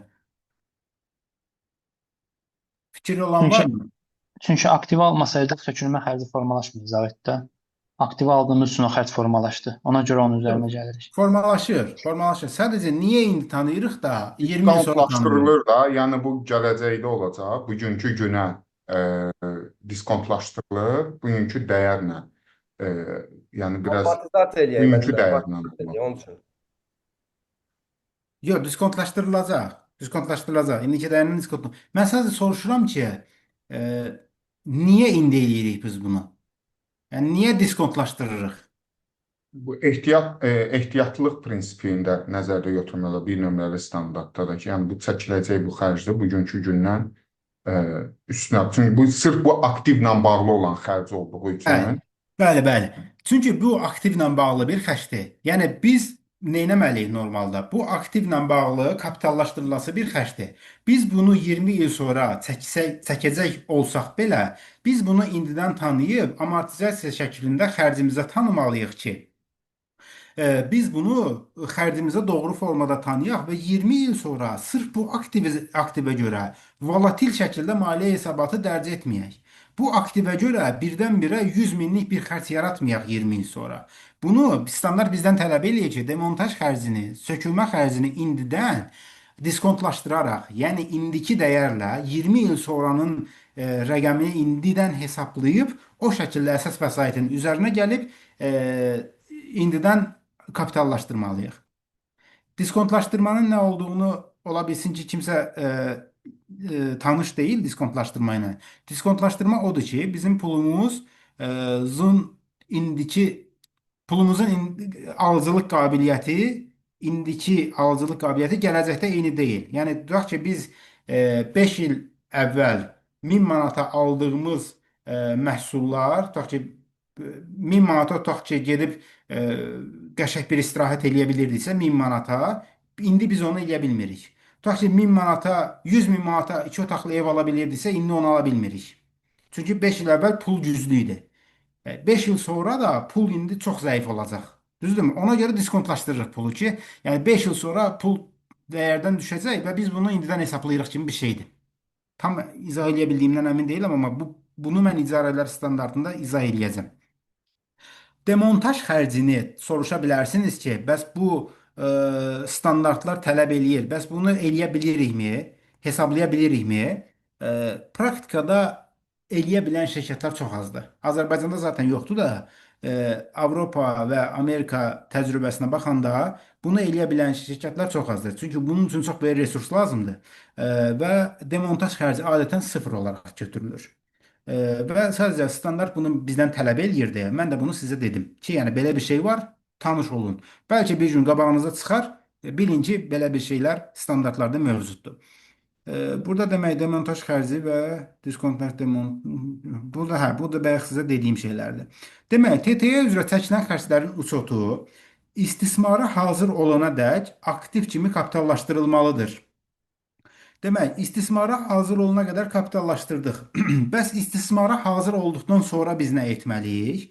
Buna da CAPEX və OPEX deyirlər. CAPEX nədir? Capitalized Expenditure deyilir buna. OPEX isə Operating Expenditure deyilir buna. CAPEX nədir? Nə deməkdir? Əgər istehsal qabiliyyətini artırırsa, yəni elə bir xərc çəkirsiniz ki, əsas vəsaitə, bu onun istehsal qabiliyyətini artırır. Daha çox istehsal eləyir. Ya da ki, elə bir xərc çəkirsiniz ki, onun istifadə ömrünü artırır. Yəni daha uzun müddət istifadə eləyirsiniz. Operating expenditure isə daha çox onun cari təmir xərcləri, baxım xərcləri kimidir. Yəni istehsal qabiliyyətini və istismar müddətini artırmayan xərclərdir. Yəni bu ikisini ayırd eləyə bilməyimiz lazımdır auditor olaraq ki, sabah bir təmir xərci görsək, bilək ki, bu əsas vəsaitin dəyərini mi artırır, yoxsa əsas vəsait üzrə əlaqəsi yoxdur, sadəcə onun təmir xərcidirmi? Yəni bunu ayırd eləyə bilməyimiz üçün bəli? Cari təmir, əsaslı təmirdən söhbət gedir. Əsaslı təmir və cari təmir gedir burada, bəli. Daha sonra TTY-nın sonrakı qiymətləndirilməsindən mən sizə danışmalıyam burada. Burada ilkin dəyər modeli var və yenidən qiymətləndirmə modeli var. İlkin dəyər modelində nədir? Qalıq dəyərini necə tapmalıyıq? İlkin dəyər çıxılsın yığılmış amortizasiya və yığılmış qiymətdən düşmə dəyəri. Biz yəqin ki, yığılmış amortizasiyanın çıxılmasını bilirik, amma yığılmış qiymətdən düşmə dəyərindən çox da tanış deyilik. Yığılmış qiymətdən düşmə dəyərini mən sizə izah eləyəcəm. Amma bu günün mövzusu deyil. 5-ci günün mövzusudur. Bunu mən sizə detallı izah eləyəcəm və detallandıracağam ki, bu nə deməkdir. Yenidən qiymətləndirmə modelində isə qalıq dəyəri, burada necə ki, ilkin dəyərdən çıxırdıq. Burada isə yenidən qiymətləndirmə dəyəri, yəni fair value-dan, yəni bazar dəyərindən yığılmış amortizasiya, sonra isə yenidən yığılmış qiymətdən düşmə dəyərini çıxmalıyıq. Ya da yenidən qiymətləndirmə üzrə zərəri çıxmalıyıq. İzah edə bildimmi bu ikisinin fərqini? Yəni düstur eynidir. Birində ilkin dəyərdən çıxırıq, birində isə bazar dəyərindən çıxırıq. İndi bu ikisini mən sizə izah eləyirəm. Birinci, ilkin dəyər modeli. İlkin dəyər modelini izah etməzdən əvvəl mən sizə burada bir sual verməliyəm və burada biraz müzakirə etmək istəyirəm sizlə nəyi? Sizcə, burada aktiv şəkildə xahiş edirəm iştirak edin. Sizcə, e, amortizasiya nə zaman edilir? Yəni, əsas vəsait istismara hazır olduğu zamanmı biz onu amortizasiya etməliyik, yoxsa əsas vəsait istismara verildiyi zamanmı biz onu amortizasiya etməliyik? Buyurun, zəhmət olmasa fikirlərinizi deyin. Sual aydındır. Burada da yine vergi məcəlləsi ilə maliyyə hesabatlarda fərqlər var. Vergi məcəlləsinə görə istismara verildikdədir. Aha, Amma maliyyə hesabatlarına uyğun hazır olub da düşünürəm. hazır olur. Tamam. Başka fikri olan var mı? Tamam, istismara hazır olduqda artıq o torpaq tikili avadanlıq kimi Aha, kateqoriya olaraq uçota alınırsa, aha. qeydlər aparılırsa, təbii ki, bunun üçün o siyasəti də olmalıdır. Hı hı. İstismara hazırdırsa, artıq o istismar olunub olunmamasından asılı olmayaraq faktiki olaraq amortisasiya tətbiq olunmalıdır. Tamam. Mən deyirəm ki, istismara verildiği zaman olmalıdır. Gəl Zəhmət biraz olmasa, anlayışı dəqiqləşdirək. İstismara verildiyi nədir? Hazır olur ki, verilir də, elə deyim Şahan. yo, mən iddia eləyirəm ki, Hə. sizin qarşınıza keçim ki, müzakirə eləyək o mənada. İndi siz fikrinizi müdafiə eləyin. Mən də bu fikri müdafiə eləyim ki, şey olsun da, Mən də müdafiə edə bilərəm. konkretləşdirək. Əgər Bəli. istismara hazırsa, deməli bu artıq bunda mənəvi köhnəlmə gedir. Yəni Yəni, istismar ambassador istismar qala olmasa bilər. mənəvi köhnəlmə gedir. Hazır olursa. Aha, yəni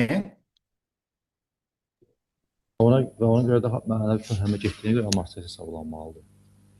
Şəmxan xanım, üzr buyurun. istəyirəm. Salam, hər kəsi salamlayıram. Hər kəsə salam olsun. Düz maliyyə hesabatı ilə vergi hesabatları bu gün həqiqətən başlanğıcda çox qarışdırdılar. Burada məsələn əsas vəsaitlər vergi məcəlləsinin 143-cü maddəsinə görədir. Tanınma prinsipləri tamam başqadır. Beynəlxalq 16-cı standarda görə tamam başqadır. Bayaq ki, o qiymətdən hesabat dövründən sonraki hadisələr məsələsində də ümumiyyətlə vergi məcəlləsinin 97.3.3-cü maddəsinə görə ümumiyyətlə əsas vəsaitlərin yenidən qiymətləndirilməsindən yaranan artım gəlirə daxil deyil. Ümumiyyətlə vergi məcəlləsinə, vergi məqsədlərinə görə əsas vəsaitlər qiymətlər düşməsi ya da artması anlayışı yoxdur. Çünki orada ancaq ilkin dəyər modeli tətbiq olunur. Və bir də bir şey deməli qeyd eləmək istəyirəm ki, hesabat dövrü vergi məcəlləsinə görə yanvar ayının 1-dən dekabr ayının 31-nə qədərdir, amma beynəlxalq standartlara görə hesabat dövrünü uçot siyasətində müəssisə özü qeyd edir. Hətta 9 aylıq da ola bilər, 10 aylıq da ola bilər. Ayfəris Bəli, imtahanlarında biz görürük ki, məsələ verir, yazır ki, hesabat dövrü 30 sentyabrdır.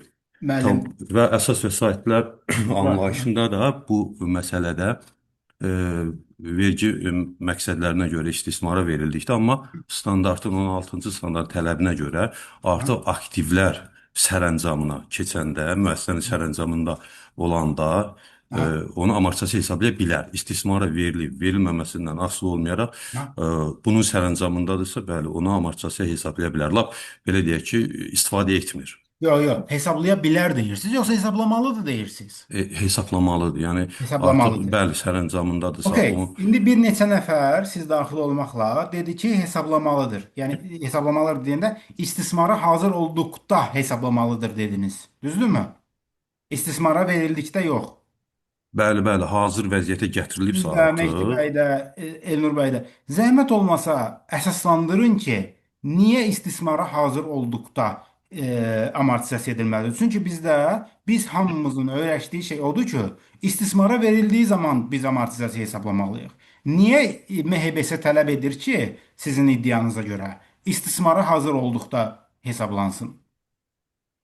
Şamxan müəllim ki, amortisasiya üzrə istəyirəm. Bu təkcə fiziki köhnəlmə ilə bağlı deyil, həm də mənəvi köhnəlmə ilə bağlıdır. Aha. Bu artıq hazır alınsa bu artıq bunda mənəvi köhnəlmə gedir. Fiziki köhnəlmə getməsə də belə.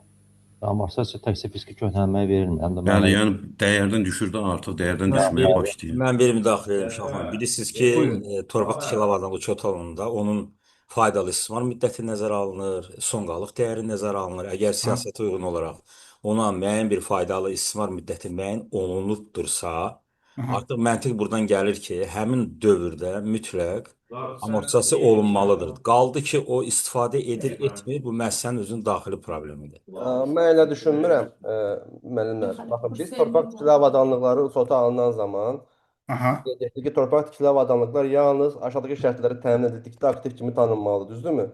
Gələcəkdə iqtisadi səmərənin müəssisəyə axını ehtimal edildikdə və obyektin dəyəri etibarlı əsasına qiymətləndirilə bilindikdə, doğrudurmu?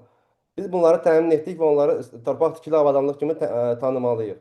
Əgər bu aktivdən gələcək iqtisadi səmərə artıq gəlməyə başlayırsa, biz onda amortizasiyaya başlamalıyıq. Bu da nə zaman baş verir? Burada istismara veriləndə baş verir. O da yerli qanunvericiliyə uçota görə elədim. Beynəlxalq standartlara görə elə deyil. Bu gün bizim mövzumuz İAS 16-dır, doğrudurmu? Bəli, İAS 16-ya görə hətta sən istifadə etməsən də belə onu amortisasiya hesablamalısan. Çünki dəyərdən düşür artıq. Etməli deyiləm, xeyr. Baxın, İAS 16-nı mən qabağa gedirəm. İAS 16 deyir ki, ümumiyyətlə siz istər faydalı istifadə müddətini, istərsə amortisasiya metodunu hər ilin sonunda yenidən qiymətləndirməlisən. Bu tələblər təmiz başqa bir şeydir də, başqadır yerli qanunvericiliyi ilə. Amma burada məqsəd, əgər iqtisadi səmərə axını başlayırsa, yəni belə deyək, iqtisadi səmərə mən əsas vəsaitdən istifadə edərək iqtisadi səmərənin axını təmin etməyə başlayıramsa, o zaman da amortisasiya etməyə başlamalıyam. Rəşad müəllim, üzr istəyirəm. Rəşad müəllim, siz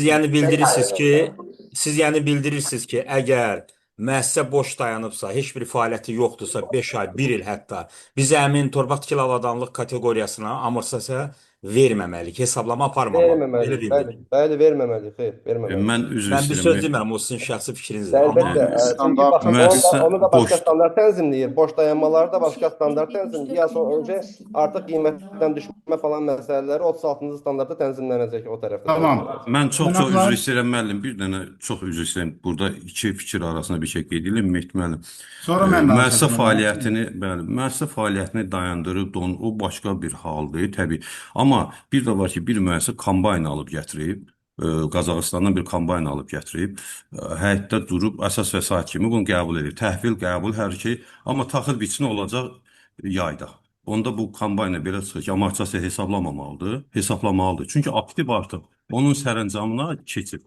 Onu öz əsas vəsaiti kimi dəyərləndirə bilirsə, həmin müddətdən başlayaraq ona amortisasiya köhnəlmə hesablamalıdır. İstifadəyə verilməməsindən asılı olmayaraq. Beynəlxalq standartda belə. Köhnəlmə ayrı şeydir, müəllim. Amortizasiya ayrı şeydir. Rəşad müəllim, mən sizi də başa düşdüm, digər iştirakçıları da. Gəlin indi baxaq standart nə deyir? Çox qəşəng fikirlər səsləndirdiniz. Mən özüm bilərək buranı da uzatdım ki, yəni tam fikirlərin hamısı səslənsin ki, görək standart nə deyir, tam yaxşı yadımızda qalsın. Standart bizə cənablar, xanımlar və cənablar deyir ki, TTA istismara hazır olduğu zaman amortizasiya edilməlidir. Bizim bildiyimiz bu istismara verildiyi zaman amortizasiya edilməlidir fikrini biz qoyuruq qırağa bundan sonra.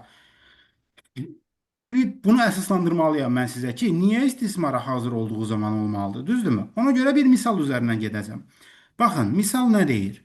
Deyir ki, A şirkəti var, B şirkəti var. A və B şirkətinin 50.000 manat dəyərində 5 illik istismar müddətində eyni avadanlığı var. A istismara veribdir avadanlığı və il ərzində 7.000 manat gəlir əldə edibdir. B isə istismara verə bilməyib. İstismara hazır olduğu halda istismara verə bilməyibdir və gəlir əldə etməyibdir. A və B şirkətlərinin digər bütün iqtisadi göstəriciləri də eynidir. Baxın, hər şeyi birə-bir eynidir. Eyni şirkətdə demək olar ki. Sadəcə bir dənə istisnası var ki, B şirkəti öz avadanlığını şeyə verə bilməyib, istismara verə bilməyibdir və gəlir əldə edə bilməyibdir.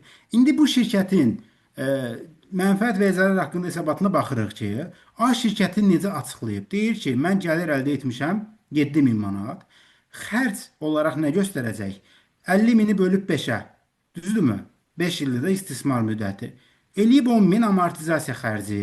7000-dən də çıxıb 10.000-i -3000 zərər göstərib. Düzdür? Yəni şirkət 3000 zərərdədir. B şirkəti isə 0 şey göstərib, gəlir göstəribdir. Xərc isə yenə sıfırdır. Çünki xərc eləməyibdir. Çünki amortizasiya eləməyib də, düzdürmü? Mənfəəti də ona görə 0 göstərib. İndi mən də investoram. Mənim pulum var, mən investisiya eləyəcəm. Gəlirəm, baxıram bu şirkətin maliyyə hesabatlarına, bu şirkətlərə və deyirəm ki, B şirkəti var, A şirkəti var. A şirkəti zərərdədir. B şirkəti isə ən azından sıfırdır. Qalan bütün iqtisadi göstəricilər də eynidir. O zaman mən B şirkətinə investisiya eləyim də, A şirkətinə niyə investisiya eləyim? Amma bu ədalətli deyil də, düzdürmü? Çünki bu B şirkəti əslində nə etməli idi? Bunu amortizasiya etmək məcburiyyətindədir. Niyə? Çünki bu hissədə -10.000 yazılmalıdır. Bax bir dəqiqə. Bunu qırmızı ilə yazsa daha yaxşı olardı. Baxın, bu hissədə amortizasiya etməlidir və bunun -10.000 olaraq zərər göstərməlidir ki, mən investor olaraq bilim ki, B şirkətinin vəziyyəti A şirkətindən əslində daha pisdir və mən onu investisiyamı A şirkətinə yönləndirim. Yəni A şirkəti əslində işləyən şirkətdir. Çünki istismara veribdir, işləyən şirkətdir. Amma B şirkəti işləməyən şirkətdir. Kimsə nəsə deyirmi? Yəni ona görə MHBS bizdən tələb edir ki, amortizasiya istismara verilən tarixdə yox, istismara hazır olduğu zaman edilməlidir. Bu hissəni başa düşdükmü? Bu hissə çox önəmli idi. TTH standartı üzrə bu hissə çox önəmlidir. Bu hissə başa Çox xahiş edirəm, standartın hansı maddəsində yazılıbdır bunu bizə bildirəsiniz. Maddə ilə müəllim əzbərdən deyə bilməyəcəm, amma mən sizə Onda zəhmət olmasa baxıb sonra deyərsiniz, zəhmət olmasa. baxıb deyərəm, tamam. Zəhmət olmasa baxıb deyərsiniz, çünki orada başqa punktlardan nəsə, okey. Okey, keçdikmi buranı? Başa düşdükmü? İndi mən sizə bəzi suallar verməliyəm. Ümumiyyətlə, amortizasiya nə deməkdir? Amortizasiya köhnəlmə deməkdir, yoxsa yox? Biz aktivləri niyə amortizasiya edirik? Niyə birbaşa olaraq xərcə silmirik? Yəni, bina aldımsa 50.000 manat, 100.000 manat, mən niyə onu birbaşa xərcə silmirəm? Çünki gəlir və xərcin qarşılaşdırma prinsipi var ona görə. Bina köhnəlir deyə mən onu xərcə tanımıram. Yox, xərcə tanıyırıq biz onu. Hissə-hissə tanıyırıq da, yəni birbaşa bir dəfədə deyil, uzun müddətli aktiv kimi balansımızda uçota alırıq və onun köhnəlməsini bir dəfədə deyil, hissə-hissə deməli fəaliyyəti dövrümüzdə xərcə tanıyırıq. Başqa fikir olan varmı? Rəşad müəllim, sizin fikriniz nədir? Yox, Ayrı-ayrı şeylərdir. Mənim köhnəlmə ayrı bir şeydir, amortizasiya ayrı şeydir. Amortizasiya aktivin dəyərini bəyan etməmin iqtisadi səmərəni hissə-hissə ötürməsidir belə. Məhsulun, malın, xidmətin üzərində hissə-hissə ötürməsidir. Tamam. Başqa fikir olan varmı? mən müdaxilə edə bilərəm. Mehdi müəllim, buyurun. Bəli, təbii, mənim üçün tamamilə başqa anlayışlardır. Mən bunu belə sərt deyirəm. Birincisi Buyurun. köhnəlmə təbii hadisədir, fiziki aşınmadır. Biz sadəcə onun görünüşündə müəyyən dəyişikliklər görürük. Yəni fiziki dəyişiklik görürük. Paslanır, korlanır, öz fiziki qabiliyyətini itirir. Söhbət burada gedir fiziki, təbii görüntünün dəyişməsi və aşınması. Bu köhnəlmədir. Amma köhnəlmə prosesi barədə biz heç vaxt dövr, tarix, dəyər deyə bilmərik. Onun təmin səviyyəsindən asılı olaraq dəyişdirilə bilər. Amortizasiya sadəcə olaraq qalıq dəyərin xərcdə tanınması üçün bölüşdürülməsi metodologiyası. Sadəcə dəyərin bölüşdürülməsi deməkdir. Burada Niyə başqa bir şey bölüşdürür yox. ki dəyəri? Mən birbaşa olaraq hamısını xərcimə Təbii tanıyım. ki, ona görə bölüşdürülür ki, o da belə deyək də, o təbii aşınmaya görə, köhnəlməyə görə müəyyən dövrdən sonra onu yenidən almaq məcburiyyətimiz yaranır. Və bu da birbaşa fiziki olaraq məhsulun, işin, xidmətin mayə dəyərinə fiziki olaraq daxil ola bilmir. Amma biz onu qıraqdan, onun dəyərini bölüşdürüb xərcə salmarıq. Təbii ki, misal üçün, adi bir misal. Kubiki götürüb barıya qoyub, bina, hazır məhsul kimi ötürə bilirik. Unu çörəyin tərkibinə qoyub, birbaşa mayə dəyərini xam mal olaraq mayə dəyərini müəyyən edə bilirik. Yəni, dəqiq qiymətləndirə bilirik. Amma çörək bişirmə prosesində, deyək ki, hansısa bir avadanlığın dəyərinin nə qədər düşəcəyini biz heç vaxt bilə bilmərik. Bu kənarda qalan bir belə deyək də maddi əşya olduğuna görə, yəni birbaşadan kənarda qalan istənilən aktiv hansısa bir formada xərcdə tanınmalıdır. Bunun üçün amortizasiya deyilən bir metodologiya yaradılıb. Başa düşdüm. Budur. İndi Amma baxın, köhnəlmə tamamilə başqa bir şeydir. O fiziki aşınmaya bir baxışdır. mən universitetdə olanda Mehdi müəllim ya da universitetdən əvvəlki kursa falan gedəndə bizə həmişə öyrədirdilər ki, amortizasiya köhnəlmə deməkdir. Amma MHBS-ni oxuyanda bizə dedilər ki, köhnəlmə nədir? Elə bir şey yoxdur. Çünki MHBS konseptual əsasları var və prinsipləri var. Prinsiplərin biri də uzlaşma prinsipidir. Bu, mən keçən dəfə dedim sizə bunu. Uzlaşma prinsipi deyir ki, gəlirlər və o gəlirləri əldə etmək üçün yaranan xərclər eyni dövrdə tanınmalıdır. Düzdürmü? Burada da eyni şeydir. Aktiv köhnəlir deyə amortizasiya edirik demək doğru deyil.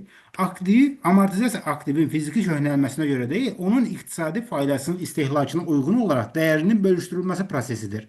Yəni ki, biz binanı 20 il müddətinə istifadə edəcəksə, binaya çəkdiyimiz xərci 20 illik bizə gətirəcəyi faydaya uyğun olaraq bölüşdürməliyik. Yəni binaya 100 min çəkdimsə, 20 il mənə fayda verəcəksə, o 100 bini 20 il müddətinə xərcimə tanımalıyam. Qısacası budur. Bina köhnəlir deyə mən onu xərcimə tanımıram. Qısacası budur. Yəni amortizasiya bərabərdir köhnəlmə, qətiyyən belə bir şey deyə bilmərik. Tamam mı? Tamam, bir şeydə üzr istəyirəm. Hətta mən görmüşəm 20 il faydalı istismar müddəti müəyyən etmək olar. Amma Bəli. müəssisə özü üçün bunu 2 il müəyyən edib. Nəqliyyat vasitəsi deyir, mən 2 ildən sonra satacağam. Ona bir böyük bir qalıq dəyəri də müəyyən edib. Və 2 il onun üçün faydalı istismar müddəti olub, 2 il amortisasiya edib, sonra satıb onu. Amma onu 20 ildə istifadə eləmək olar. Yəni ona Evet. görə burada siz düz deyirsiniz ki, yəni faydalı, daha doğrusu amortizasiya ilə köhnəlmə tamamilə başqa-başqa anlayışlardır. Mehdi müəllim, 35% amortizasiya eləyə bilərəm. 35% amortizasiya eləyə bilərəm. Müəllim, Canlı da. 50% edə bilərsiniz. Əgər mənim üçün faydalı istismar müddəti 2 ildirsə, son qalıq dəyəri çıxmaq şərti ilə 50% edə bilərəm. Düzələn düz xətt metodu Yox, 2 mən il deyirəm ki, olmaz. faydalı istismar müddəti 2 ildirsə mənim üçün, Aha. faydalı istismar son qalıq dəyəri çıxıldıqdan sonra qalan dəyəri 2 ilə düz xətt metodu ilə bölürəmsə, dolayısıyla 50%-ə gəlmirmiş o. Necə olur ki, Əldə müəllim? faiz nisbətini götürürsüz siz, yəni xüsusilə faiz metodologiyasını götürürsüz, yoxsa necə? Yox, Yox, mən adi deyirəm bir ki, şey deyim. Dəyəri 20 mindir nəqliyyat vasitəsini almışam. Amma siyasətimə görə mütləq bunu 2 ildən sonra satacağam. Mütləq başa qərarımı düşdüm belə sizi. verəcəm. Yox, mən sizi başa Amma düşdüm. bəli, Mən 2 sizi ildən başa sonra mən bunu satacağam 15 minə. Buna əminəm, qiymətləndirmişəm. Son qalıq dəyəri 15 min, faydalı istismar müddəti 2 il. Mənim üçün qalan dəyər 5 mindir, amortisasiya olunmalı olan dəyər. Bəli. Və 2 il düz xətt metodu ilə amortisasiya metoduna keçirəmsə, mənim üçün bu il 2500 manat amortisasiya xərcidir, növbəti il üçün 2500 manat. Tamamdır. Nəyə? Mən sizi Mən bu başa düşdüm. mənada 50%. Tamamdır. İndi mən deyirəm ki, 25%-dən artıq olmaz. Mənim fikrimə dəstək verən varmı? Yəni nəqliyyat vasitəsi 25%-dən artıq olmaz. Mənim fikrimi dəstəkləyən varmı? Maşın və avadanlıqlar 20%-dən artıq olmaz. Deyən varmı? Şamxanla üzr istəyirəm. O imperativ olmaz vergi məcəlləsindədir 114-cü maddə. Yəni beynəlxalq standartlarda 4 metod var da, əsas vəsait amortisasiyasının hesablanmasını, düz xətt metodu, maşın saatı metodu. Çox siyasətinə uyğun o metodlardan birini seçib tətbiq edir. Yəni konkret olaraq orada hədd Super. müəyyənləşdirilir. Tamamdır. Yəni cənablar, 35% amortizasiya getdik, yoxladıq şirkətdə 35% amortizasiya edib. Siz nə etmisiniz? Amanın bir günüdür. Vergi məcəlləsi icazə vermir. Olmaz falan belə bir şey qətiyyən demək olmaz. MHBS icazə verir. MHBS hər şeyə icazə verir. Prinsipləri pozmadığımız müddətcə MHBS bunu etməyə icazə verir. İcazə verməyən məcəllədir. Və maliyyə hesabatlarının beynəlxalq standartları bizə buna icazə verir. Və bizim amortisasiya metodlarımız var. Amortisasiya metodlarımızda 4 dənədir. Bunlardan birincisi düz xətt metodu, azalan qalıq metodu, istehsal vahidi metodu, bir də illərin cəmi metodudur. İllərin cəmi metodu çox istifadə olunmur, amma onu birazdan deyim sizə. Demək, metodları tətbiq edərkən sona qalıq dəyəri çıxılmalıdır. Sona qalıq dəyəri müəyyən olunmalıdır birinci. Lakin şirkətin bu dəyəri araşdırıb tapmaq üçün resursu yoxdur və praktikada bunun istifadəsi çox azdır deyə adətən biz bu rəqəmi sıfır olaraq özümüzdən nəzərə alırıq. Düzdürmü Mehdi müəllim? Bu sona qalıq dəyəri çox vaxt tapılmır və çox resurs tələb edən bir şeydir ki, kimdir onu araşdırıb tapan. Ona görə gəlin birinci bu istehsal vahidi metodunu mən sizə izah edeyim ki, bu nədən ibarətdir. Bu da adətən çox qarşılaşdığımız bir metod deyil. Amma yenə də bu MHB-də var da, yəni ona görə mən bunun sizə nə olduğunu deməliyəm. Aktivin istifadəsindən asılı olaraq dəyişən bir metoddur bu. Deyək ki, ilkin dəyəri 150 min manat olan bir avtomobil nəqliyyat vasitəsidir. Faydalı istismar müddəti nədir? 250 min kilometr maşın sürüləcək. Və sona qalıq dəyəri də 10 min manat olacaq. Və hesablaması necə olacaq? 150 mindən, yəni bu dəyərdən 10 mini, yəni bu sona qalığı çıxacağam. Bu 250 min kilometrə böləcəm. Və nisbət tapdım ki, 0,56-dır. Bu il də sürülüb 35 min kilometr. Yəni 1 il 35 min kilometr sürülüb. Amortizasiya xərci bu 35 minin bu əmsala vurulmasıdır. Yəni 35 min vurulsun 0,56 edir 19.600. Yəni 19.600 manat bu ilin amortizasiya xərci olur. Növbəti il tutaq ki, gedibsə 20 min kilometr, 20 mini vuracam 0,56-ya o şəkildə hesablayacağam. Yəni bu hesablama variantı bunun budur. Yəni 250 min kilometrə qədər bu şəkildə hesablanacaq. Deyək ki, ondan sonraki ildə 0 kilometr gedibdir və şirkətdə biraz ağıllılıq eləyir. Deyir ki, birinci il tutaq ki, düz xətli metodla gedib, ondan sonra da maşının istifadə olunmayacağını bilibdir və metodu dəyişib, istehsal vahidi metoduna keçib ki, yəni 0 kilometr gedir axı, özünə xətt yaratmamaq istəyib. Biz də həmin dəqiqə auditor olaraq soruşmalıyıq ki, sən özün bilərək bunu eləmisən. Yəni 0 kilometr gedəcəyini bilibsən, maşından istifadə olmayacağını bilirsən, ona görə sən metodu dəyişmisən, ona görə xərc yaratmamaq üçün bunu eləmisən və buna icazə verməməliyik. Uçot siyasətidir bu. Uçot siyasəti dəyişdirilməməlidir. Elə hər yerindən qalxan məntiqi bir səbəb olmalıdır. Argumentlərlə dəstəklənməlidir. Metod dəyişikliyi olduğu üçün standartın ardıcıllıq prinsipinə ziddir. Əlavə qeyd. Bu metod çox resurs tələb edir. İstifadəsi günümüz etibarilə məhduddur. Yəni çox rast gəlmirik. Azalan qalıq metodu ki, bizim ən çox sevdiyimiz metodda bilirsiniz. Çünki bizim məcəlləmiz bunu dəstəkləyir. Amma dünya praktikasında düz xəttli metod daha çox istifadə olunur. Hər il amortizasiya xərci azalaraq davam eləyir. Faiz şirkət tərəfindən müəyyən olunur. Bunu bura boşuna yazmamışam. Faiz şirkət tərəfindən müəyyən olunur. Sizə MHB demir, faiz budur. Demir ki, məsələn, mebeldə bu faizlə eləyin. Deyir ki, şirkət də özü müəyyən eləsin neçə ilə olacağını. İndi bura bir dənə misal var. Gəlin ona baxaq. Burada istismar müddətini özümüz bilməliyik. Baxın, ilkin dəyəri 200 min manatdır. İstismar müddəti 4 ildir. Sona qalıq dəyərində 20 min manat olaraq müəyyənləşmişik və texnoloqla danışdı mühasib və deyir ki, amortizasiya faizini 20% olaraq götürdük. Tamam mı? Biz indi belə bir cədvəl qururuq da, düzdürmü? Biz deyəndə mühasib qurur da, yəni 200 min manat, 20%-i 40 min, sona qalığı 160 min.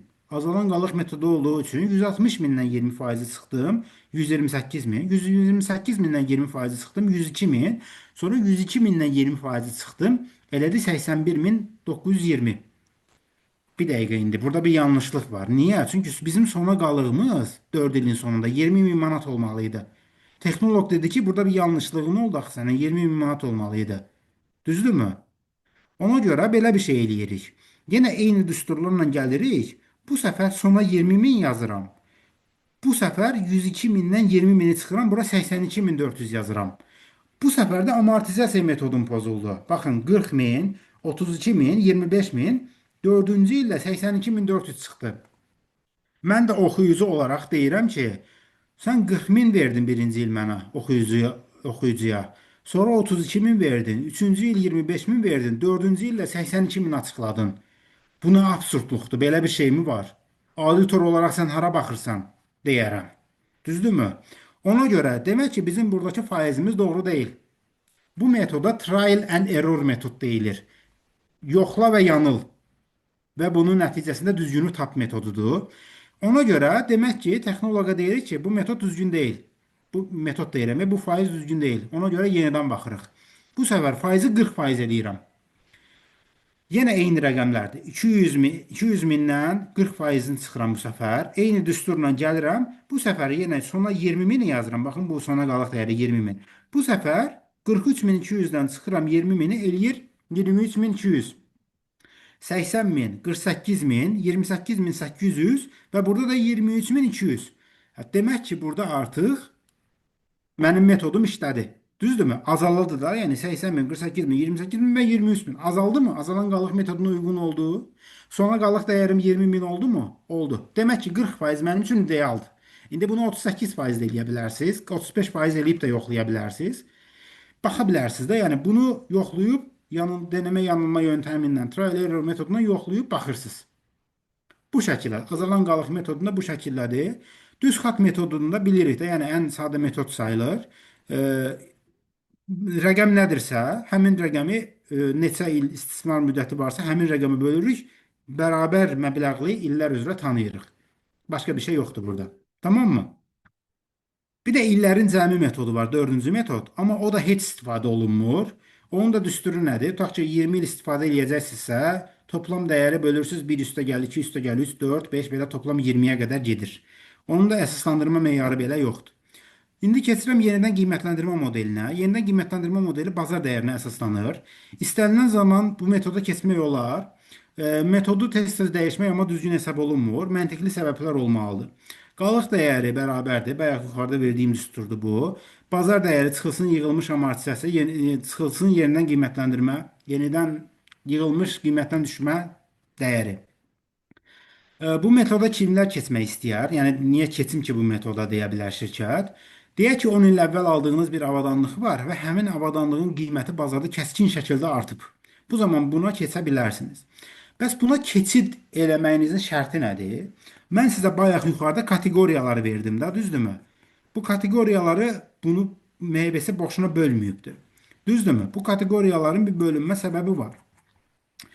Keçid şərti də odur ki, əgər hansısa TTA yenidən qiymətləndirmə modelinə keçibsə, bu zaman eyni sinifdən olan bütün TTA-ların hamısı yenidən qiymətləndirilməlidir. Yəni, bütün hamısını keçirməliyik, tamam mı? Sonra, bu hal sui-istifadənin qarşısını alır, yoxsa hər kəs tək bir avadanlıq üzrə bu metodu, bu modeli tətbiq eləyərdi. Bunun da ki, qiymətləndirmənin tezliyi necə olar? Qalıq dəyəri ilə təxmin edilən bazar dəyəri arasında ciddi fərq yarandığı halda həyata keçirilməlidir.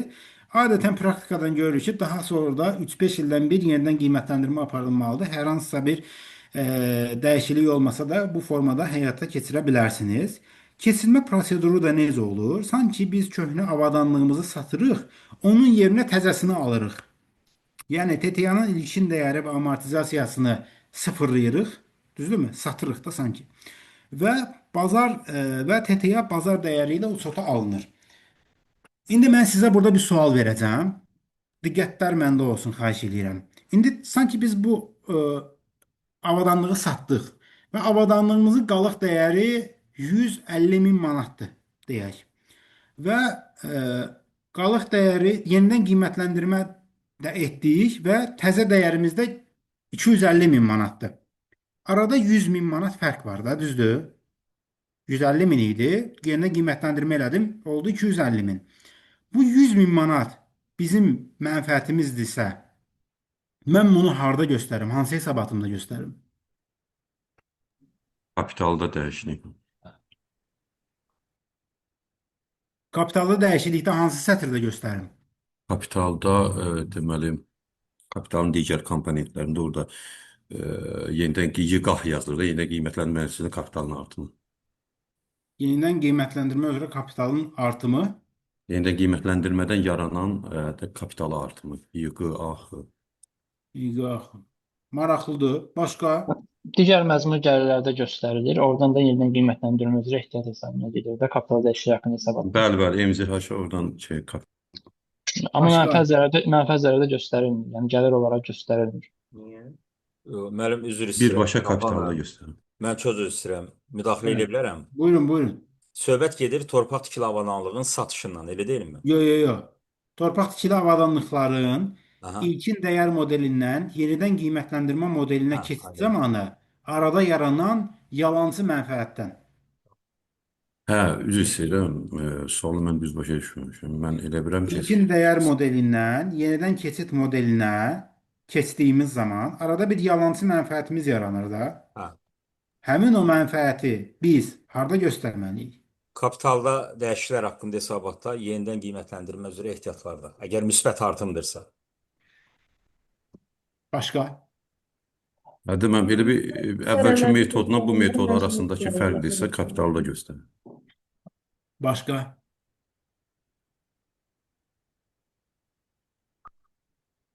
Başqa fikir yoxdur.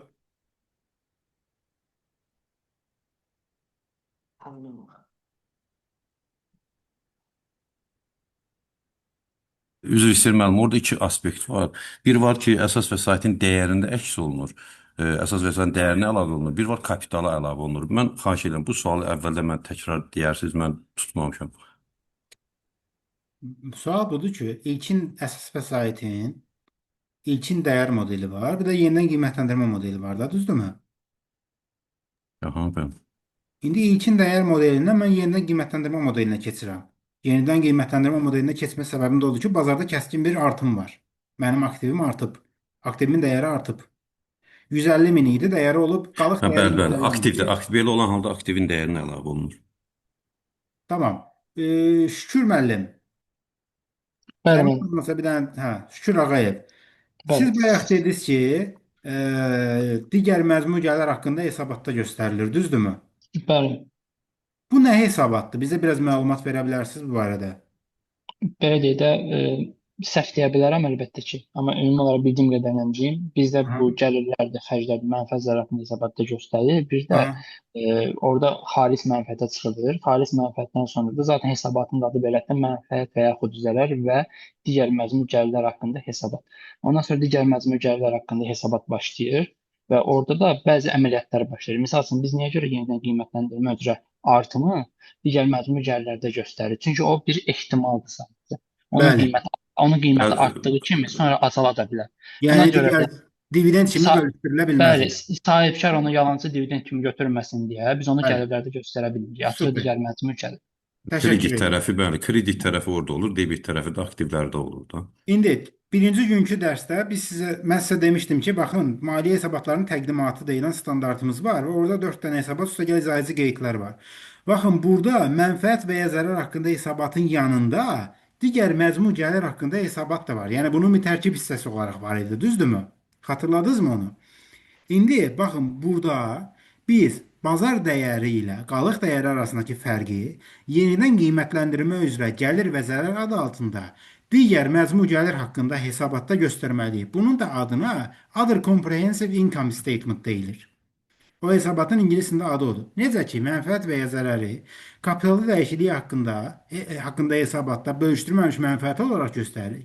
Burada da digər məzmun gəlir haqqındakı rəqəmi kapitalda dəyişiklik hesabatda maddə olan yenidən qiymətləndirmə üzrə ehtiyat sətri olur.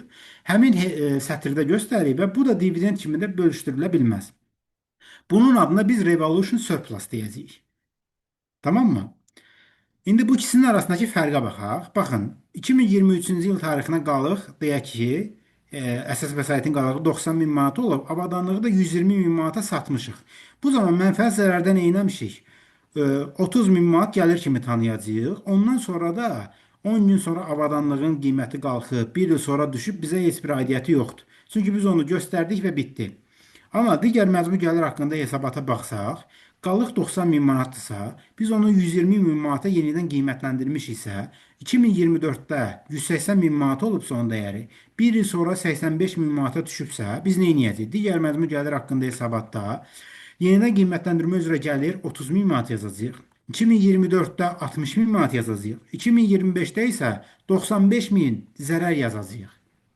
Yəni, digər məzmun gəlir haqqında hesabatı görsün necə oynayacaq rəqəmlər. Gəlir, sonra da zərər. Ayrıca hesabatda göstərilir ki, oxuyucu bu rəqəmlərin real gəlir və ya zərər olmadığını anlasın.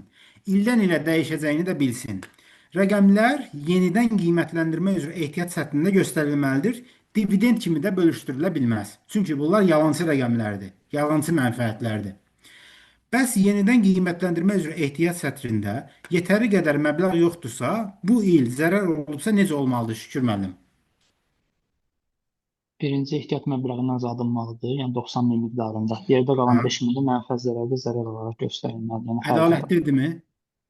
Xeyr, amma orada da bir də yanaşma edib ki, IFRS yenidən qiymətləndirmədən bölüşdürülməmiş mənfəətə transfer baş verir məbləğ qədər. Super, Sırf təşəkkür edirəm. Əgər, baxın, aktivin yenidən qiymətləndirmə üzrə ehtiyat hesabında məbləğ varsa, onu maksimum şəkildə digər məzmun gəlir haqqında hesabatda yenidən qiymətləndirmə üzrə zərər tanınacaq. Əgər yenidən qiymətləndirmə üzrə ehtiyat hesabından böyükdürsə, onda artıq məbləğ mənfəət zərər haqqında hesabatda əks olunacaq. Yəni nə deməkdir bu? Bayaq biz dedik ki, 90 min, 30 min üstə gəl 60 min, 90 min. Biz bunu gəlir kimi tanıdıq, sonra 95 min zərər tanıdıq. Yəni 90 min çıxılsın 95 min, biz bunu sıfırladıq. 5 min isə biz kapitalda zərər tanıya bilmərik də, düzdürmü? Doğrudurmu? Çünki bu revolution surplus'dır. Müsbətdir bu. Düzdür? Ona görə biz bunu mənfəət və ya zərər haqqında hesabatda zərər kimi tanımalıyıq. Bu da belə. Bir də mürəkkəb aktivlərimiz var. Buna da təyyarə və gəmilər aiddir. Bayaq yuxarıda sinifləri Müəllim, dedik. mən üzr istəyirəm, bir sual vermək Bəli. istəyirəm. Bax, bir dənə bu səhifəni biraz aşağı edin. Bu misalda, bu yenidən qiymətləndirmə misalında yazmışıq ki, 120 min manata satılır. Bu satılırsa, 23-cü ildə satılırsa, 24-25-ci illərin hesabatında niyə onu biz əks elətdirək ki? Bu misalda mən biraz özümə əziyyət verməmək üçün bunu eləmişdim. Bu misalın bir hissəsi budur ki, burada satılır nöqtə, bu mənfəət zərər haqqında hesabatda bu şəkildə əks olunur. Ondan sonra satılmır, yenidən qiymətləndirilir. Digər məcmu gəlir haqqında hesabatda bu şəkildə əks olunur. Hə, satılmır da. Satılmır da, yəni Hə. sonra yenidən Yenidən qiymətləndirilir. qiymətləndirilir, hə, Hə. bax. Bunu mən düzəldərəm. Çaşdırıcı oldu bu. Sonra mürəkkəb aktivlərimiz təyyarə və gəmilərdir. Təyyarənin komponentləri fərqli faydalı istismar müddətləri olduğu üçün ümumi qaydada amortizasiya etmək doğru deyil.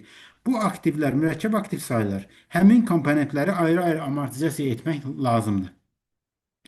Yəni burada nə deməkdir? Təyyarəmiz var bizim.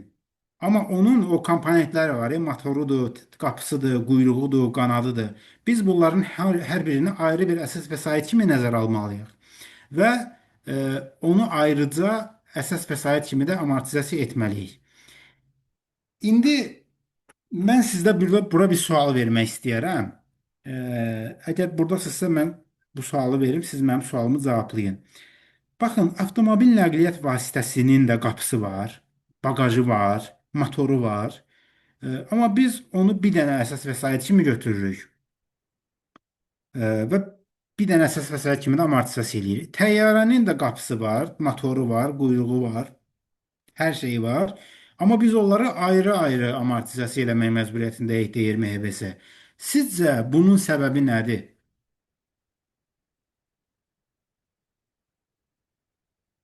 Yorulmusunuz?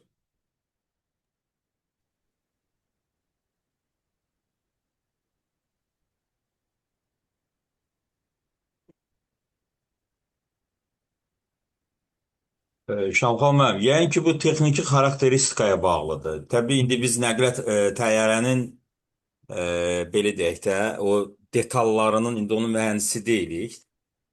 Mən sizə bir söz deyim Şamxan müəllim. Ümumiyyətlə aktivlər barədə texniki fikir yürüdülməsi maliyyəçilər üçün qəbul olunan deyil. Mütləq maliyyəçi bunu onun mühəndisindən soruşmalıdır.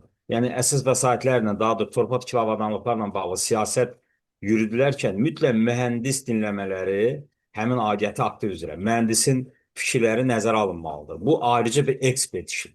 Ona görə mən sadəcə deyə bilərəm ki, bu həmin o maddi vəsaitin təyyarənin texniki, fiziki xarakteristikasına aid olan bir şeydir. Misal üçün, ola bilər onun quyruq hissəsi mütləq qaydada 5 ildən bir dəyişdirilməlidir. Və ona görə də onu biz ayrı, o bir, yenə deyirəm, bu bir mühəndis yanaşması. Amma qabaq hissəsi və yaxud da orta hissəsi hətta 30 ildən sonra dəyişdirilə bilər. Avtoluk Əhəmiyyətli sahibiniz var. dərəcədə, Bəli. bəli, əhəmiyyətli dərəcədə hansısa bir texniki hissəsi, fiziki hissəsi dəyişdirilmə məcburiyyətindədirsə, sözsüz ki, biz buna ayrıca amortizasiya etməliyik. Başa Yəni düşdüm. buna bağlayıram. Başqa fikir olan varmı? Məncə bu detalların ayrı-ayrı sığortası ilə bağlı ola bilər.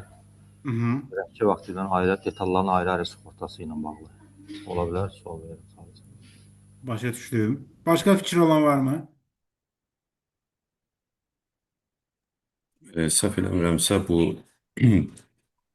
komponent approach-a görədir. Onun komponent üsuluna görə istifadə müddətinin daha uzun ömürlü ola bilməsinə görədir.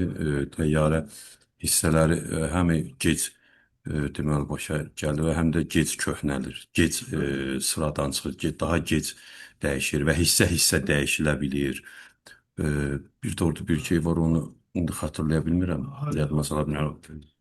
Səhv eləmirəmsə komponent üsulu buna görə bu yanaşma Tamam. var. İndi Dedikləriniz... dedikləriniz... Bilirsən, bir dənə də əlavə ola Buyurun. bilər. Böyük bu mürəkkəb aktivlərin detalları ayrı-ayrı firmalar tərəfindən də istehsal olunur. Yəni bir firma tərəfindən istehsal olunmur. Aha. Ayrı-ayrı yerlərdən alınır da ondan bağlı ola bilər. Başa düşdüm. Bir də Şaban müəllim, Bəli. gəmi və təyyarələr əhəmiyyətli dərəcədə böyük məbləğlərə malikdir. Bəli. Yəni bunlara biz fikir verilməlidir. Yəni təsəvvür edin ki, bir detalının 100 minlərlə, milyonla qiyməti var. Ona görə də bu əhəmiyyətli dərəcədə gəlir və xərcə təsir edir. Bəli. O baxımdan bunu da Cavablarınız nəzərə almaq doğrudur. vacibdir. MHBS-nin verdiyi birbaşa cavab budur ki, siz maşının, avtomobil nəqliyyat vasitəsinin qapısını, motorunu, bagajını ayrı amortizasiya etsəniz, maliyyə hesabatlarına əhəmiyyətli bir dəyişiklik, əhəmiyyətli bir təsir etməyəcək. Yəni bir dənə əsas vəsait kimi amortizasiya etməklə bütün komponentləri ayrı-ayrı amortizasiya etməyiniz nəticəni birbaşa dəyişməyəcək. Böyük bir nəticə dəyişikliyi olmayacaq. Amma təyyarədə isə, gəmidə isə çox böyük dəyişiklik olacaq. Məsələ bundan ibarətdir. Sizin verdiyiniz cavablarda buna çox yaxın idi, bəli. Bir də az qiymətli və tez köhnələn əşyalar var. Bu da nədir? Əgər müəssisənin TTO-nun şərtini ödəyən, lakin izlənilməsi vacib olmayan aktivləri varsa, onları alış zamanı mal material ehtiyatları kimi uçota alıb istifadəyə verildiyi andan xərc kimi silə bilər. Bu da Mehdi müəllim bayaq sizin dediyiniz idi ki, böyük bir istehsal obyektidirsə, çəkizdir, nə bilim, kəlpətindir, mismardır. Bunları izləməyəcək təbii ki. Bunlar əsas vəsaitdir onun üçün, bəli. 1 manat dəyəri olsa belə, 40 manat dəyəri olsa belə, 500 manat dəyəri olsa, 1 milyon dəyəri olsa belə, hamısı əsas vəsaitdir, TTO-dur. Bəli. Amma izləməyəcək dəyəri az olanları. Onları inventar kimi yanaşacaq və aldığı zaman da istismara hazır olan kimi də xərc kimi siləcək. Az qiymətli və tez köhnələn əşyalara da yanaşma bu şəkildədir. İndi bizim 10 dəqiqə vaxtımız qalıb. Mən burada nə etmişəm? Bu arada standartlar bitdi. Mən indi bu standartın sonunda sizə nə hazırlamışam? Auditorun qarşılaşa biləcəyi çətin кейslər bu standart çərçivəsində trap suallar və auditorun bu standart üzrə etməli olduğu audit prosedurları. Bunu mən indi yəqin ki 10 dəqiqəyə sıxışdıra bilməyəcəm. Ona görə bilmirəm necə edim. Bunları saxlayaq növbəti dərsəmi, yoxsa indi eləyək, yarım saata mı bitirək? Nə fikirləşirsiniz? Saxlayaq məncə mənə. Bu çünki geniş mövzudur. Növbəti əsası yaxşıdır. Bəli, növbətiyə saxlasaq daha yaxşı olar. Necə istəyirsiniz elə eləyək? Yaxın mən bilirsiniz ki, indi aprel ayıdır. O qədər iş yüklənmişik. Yəni rəylərin verilməsi vaxt baxımından deyirik, əgər mümkünsə. Mənim üçün fərqi yoxdur. Siz necə desəniz elə eləyək. Zaten bu gün də cari araçların sonuncu günüdür. Gərək araçlarımızı verək. Okey. Suallar var mı son olaraq? Şamxan bəy, bu az qiymətlilərlə bağlıdır. Xərci silinə bilər, xərc kimi Bəli. silinə bilər. Bir balaca aydınlıq gətirir bu məsələyə. Bəli. Nəzərdə tutulur ki, dəyəri sıfırlanır. Bəli. Amma bu balansdan silmək deməkdir. Yox, balansını silmək demək. Balans arxası uçotda, yəni əksər mühasiblər bunu edirlər. Baxırsan, uzun müddətli istifadə, normal vəziyyətdə olan avadanlıq istifadə olunur, amma balansda yoxdur. Çünki o xərci silməklə balansdan da bir dəfəlik silir. Və orada Yox, o inventarizasiya aparmaq lazım gəlsə, Hı -hı. bir siyahı olmalıdır da. Bunların siyahısı olmalıdır. Çünki orada 3 il, 5 il hətta istifadə eləmək mümkün olan şeylər var. Başa Çox sağ olun. düşdüm. Bunu ehtiyat kapital ya da əlavə kapital kimi dəyərləndirib, tutaq ki, necə deyim, tutaq ki, dəyəri 100 manatdırsa, dəyərini 1 qəpiyə salıb, o şəkildə uçotda saxlayıb adla da belə deyim, siyahı ilə saxlayıb, qalan hissəsini xərcə silmək olar. Çünki adla qalsın balansınızda, qalan hissəsi, böyük bir hissəsi xərcə silinsin. O şəkildə eləmək olar. Açığı Şamxan müəllim, üzr istəyirəm. Nail müəllim çox maraqlı məqama toxundu. Təbii ki, bunun üçün yenə uçuş siyasətində müəyyən olunmalıdır. Əhəmiyyətli hansı aktivlər, yəni birbaşa məhsul mahiyyələrini götürmək. Dəftərxana ləvazimatı da ola bilər, kalkulyator və s. Bunlar üçün siyasət müəyyən olunmalıdır. Mən bir haşiyə çıxım Şamxan müəllim. Bir Buyurun. şadlıq evlərinin birinin auditində dəyəri 500 manatdan aşağı olan, məsələn 250 manata bir 120 ədəd stul almışlar, oturan stul. Və mühasib belə fikirləşmişdi ki, bu dəyəri 500 manatdan aşağıdır. Onsuz da ki, məcəllə üçün tanınmır. Belə deyək, 250 manata alan 120 ədəd stulu birbaşa xərcdə tanımışdılar. Və əsas gətirmişdilər ki, mən qanunvericilikdə bunu görmürəm. Nail müəllim də düzgün vurğuladı. Miqdar saxlanma başqa bir şeydir, məbləğ silinmə başqa bir şeydir. Təbii ki, 120 ədəd stolu 250-yə də, lap belə 10 manata da alınsa belə, mən heç vaxt maliyyəçi olaraq tərəfdarı deyiləm ki, bu birbaşa mənfəət zərər haqqında hesabatda tanınsın. Çünki bu əhəmiyyətli dərəcədə müəssisənin fəaliyyətində istifadə olunur. Hə, dəftərxana ləvazimatının çıxımı olar. Amma yenə deyirəm, məsələn, mətbəxi var, kifayət qədər ora mətbəx balaca xırda avadanlıqlar alır. Bunun belə deyək də birbaşa alındığı vaxt, o az qiymətli də desək belə, xərcdə danılmasının tərəfdarı deyiləm. Təbii standart bunu buraxır sahibkarın özünə, subyektin özünə. Amma burada bu məsələ biraz Azərbaycanda düzgün toxunulmur. Elə birbaşa 500 manatdan aşağıda Bəli, bəli. xərcdə tanıyırlar. Şadlıq saraylarında falan o stollar çox önəmlidir də. Yəni onun üzərində qurulubdur. Təbii ki, onu birbaşa xərcə 5 ədəd printer alıb 480 manata 5 ədəd printer. Birbaşa xərcdə tanıyıb. Düzgün deyil. Bəli, bəli. Mütləq qaydada o qalmalıdır. Amma sadəcə onların silinməsi ilə bağlı sənədləşmə belə qeyri-müəyyəndir. Açığı daxili bir aktla, bir qərarla, komissiya ilə o silinməlidir. Nə vaxt ki, artıq onun fiziki olaraq istifadəsi mümkün olmadığı halda aktlaşdırıb silindikdən sonra xərcdə tanına bilər. Yəni mənim yanaşmam budur. Belə tövsiyə edirəm. Burada əsas şərt izlənməsi vacib olmayan gedir. Yəni o söz çox şey deyir bizə. Burada yəni şirkət artıq özü müəyyən edir ki, yəni nəyi izləyəcək, nəyi izləyəcək. Yəni zibil vedrəsini izləmək istəmirsə şirkət, belə çıxmasın. Əslində zibil vedrəsi TTA-dır onun üçün. Onu izləmək istəmir amma. Məsələn, Avropa ölkələrində mən sizə misal verim ki, kompüter var, bizim çox önəm verdiyimiz kompüterlər, hansı ki, əsas vəsaitin özəyidir də bizim üçün. Şirkətlər əsas vəsait kimi onları izləmək istəmirlər məsələn. Çünki onlarda o təfəkkür yoxdur da ki, yəni bu kompüterdir, işçi zaten bunu oğurlamaz, zərər verməyə çalışmaz falan belə bir şey yoxdur da onlarda. Ona görə onu izləmirlər yəni. Bu bizim ölkəmizdə də o ki, yəni xırda şeylərin hamısını uçotda saxlayaq, izləyək. Belə. Başqa bir də mən son olaraq onu deyim ki, bəzən təlimin gedişində yəni mən çalışıram ki, sizə maksimum nə bilirəmsə, nəyə hazırlaşmışamsa onu ötürəm və mövzu bəzən yayınmağa çalışır ya da mənim kontrolumda olmadan ya da elə bir şey deyilir ki, mövzu fərqli yerlərə gedir. Yəni onda mən artıq planım pozulur deyə başlayıram biraz şey olmağa, gərgin olmağa ki, məsələn balaca bir standartda mən 20 dəqiqə vaxt ayırmışdım, amma 43 dəqiqəyə qədər qalxdısa, mən artıq gərgin oluram.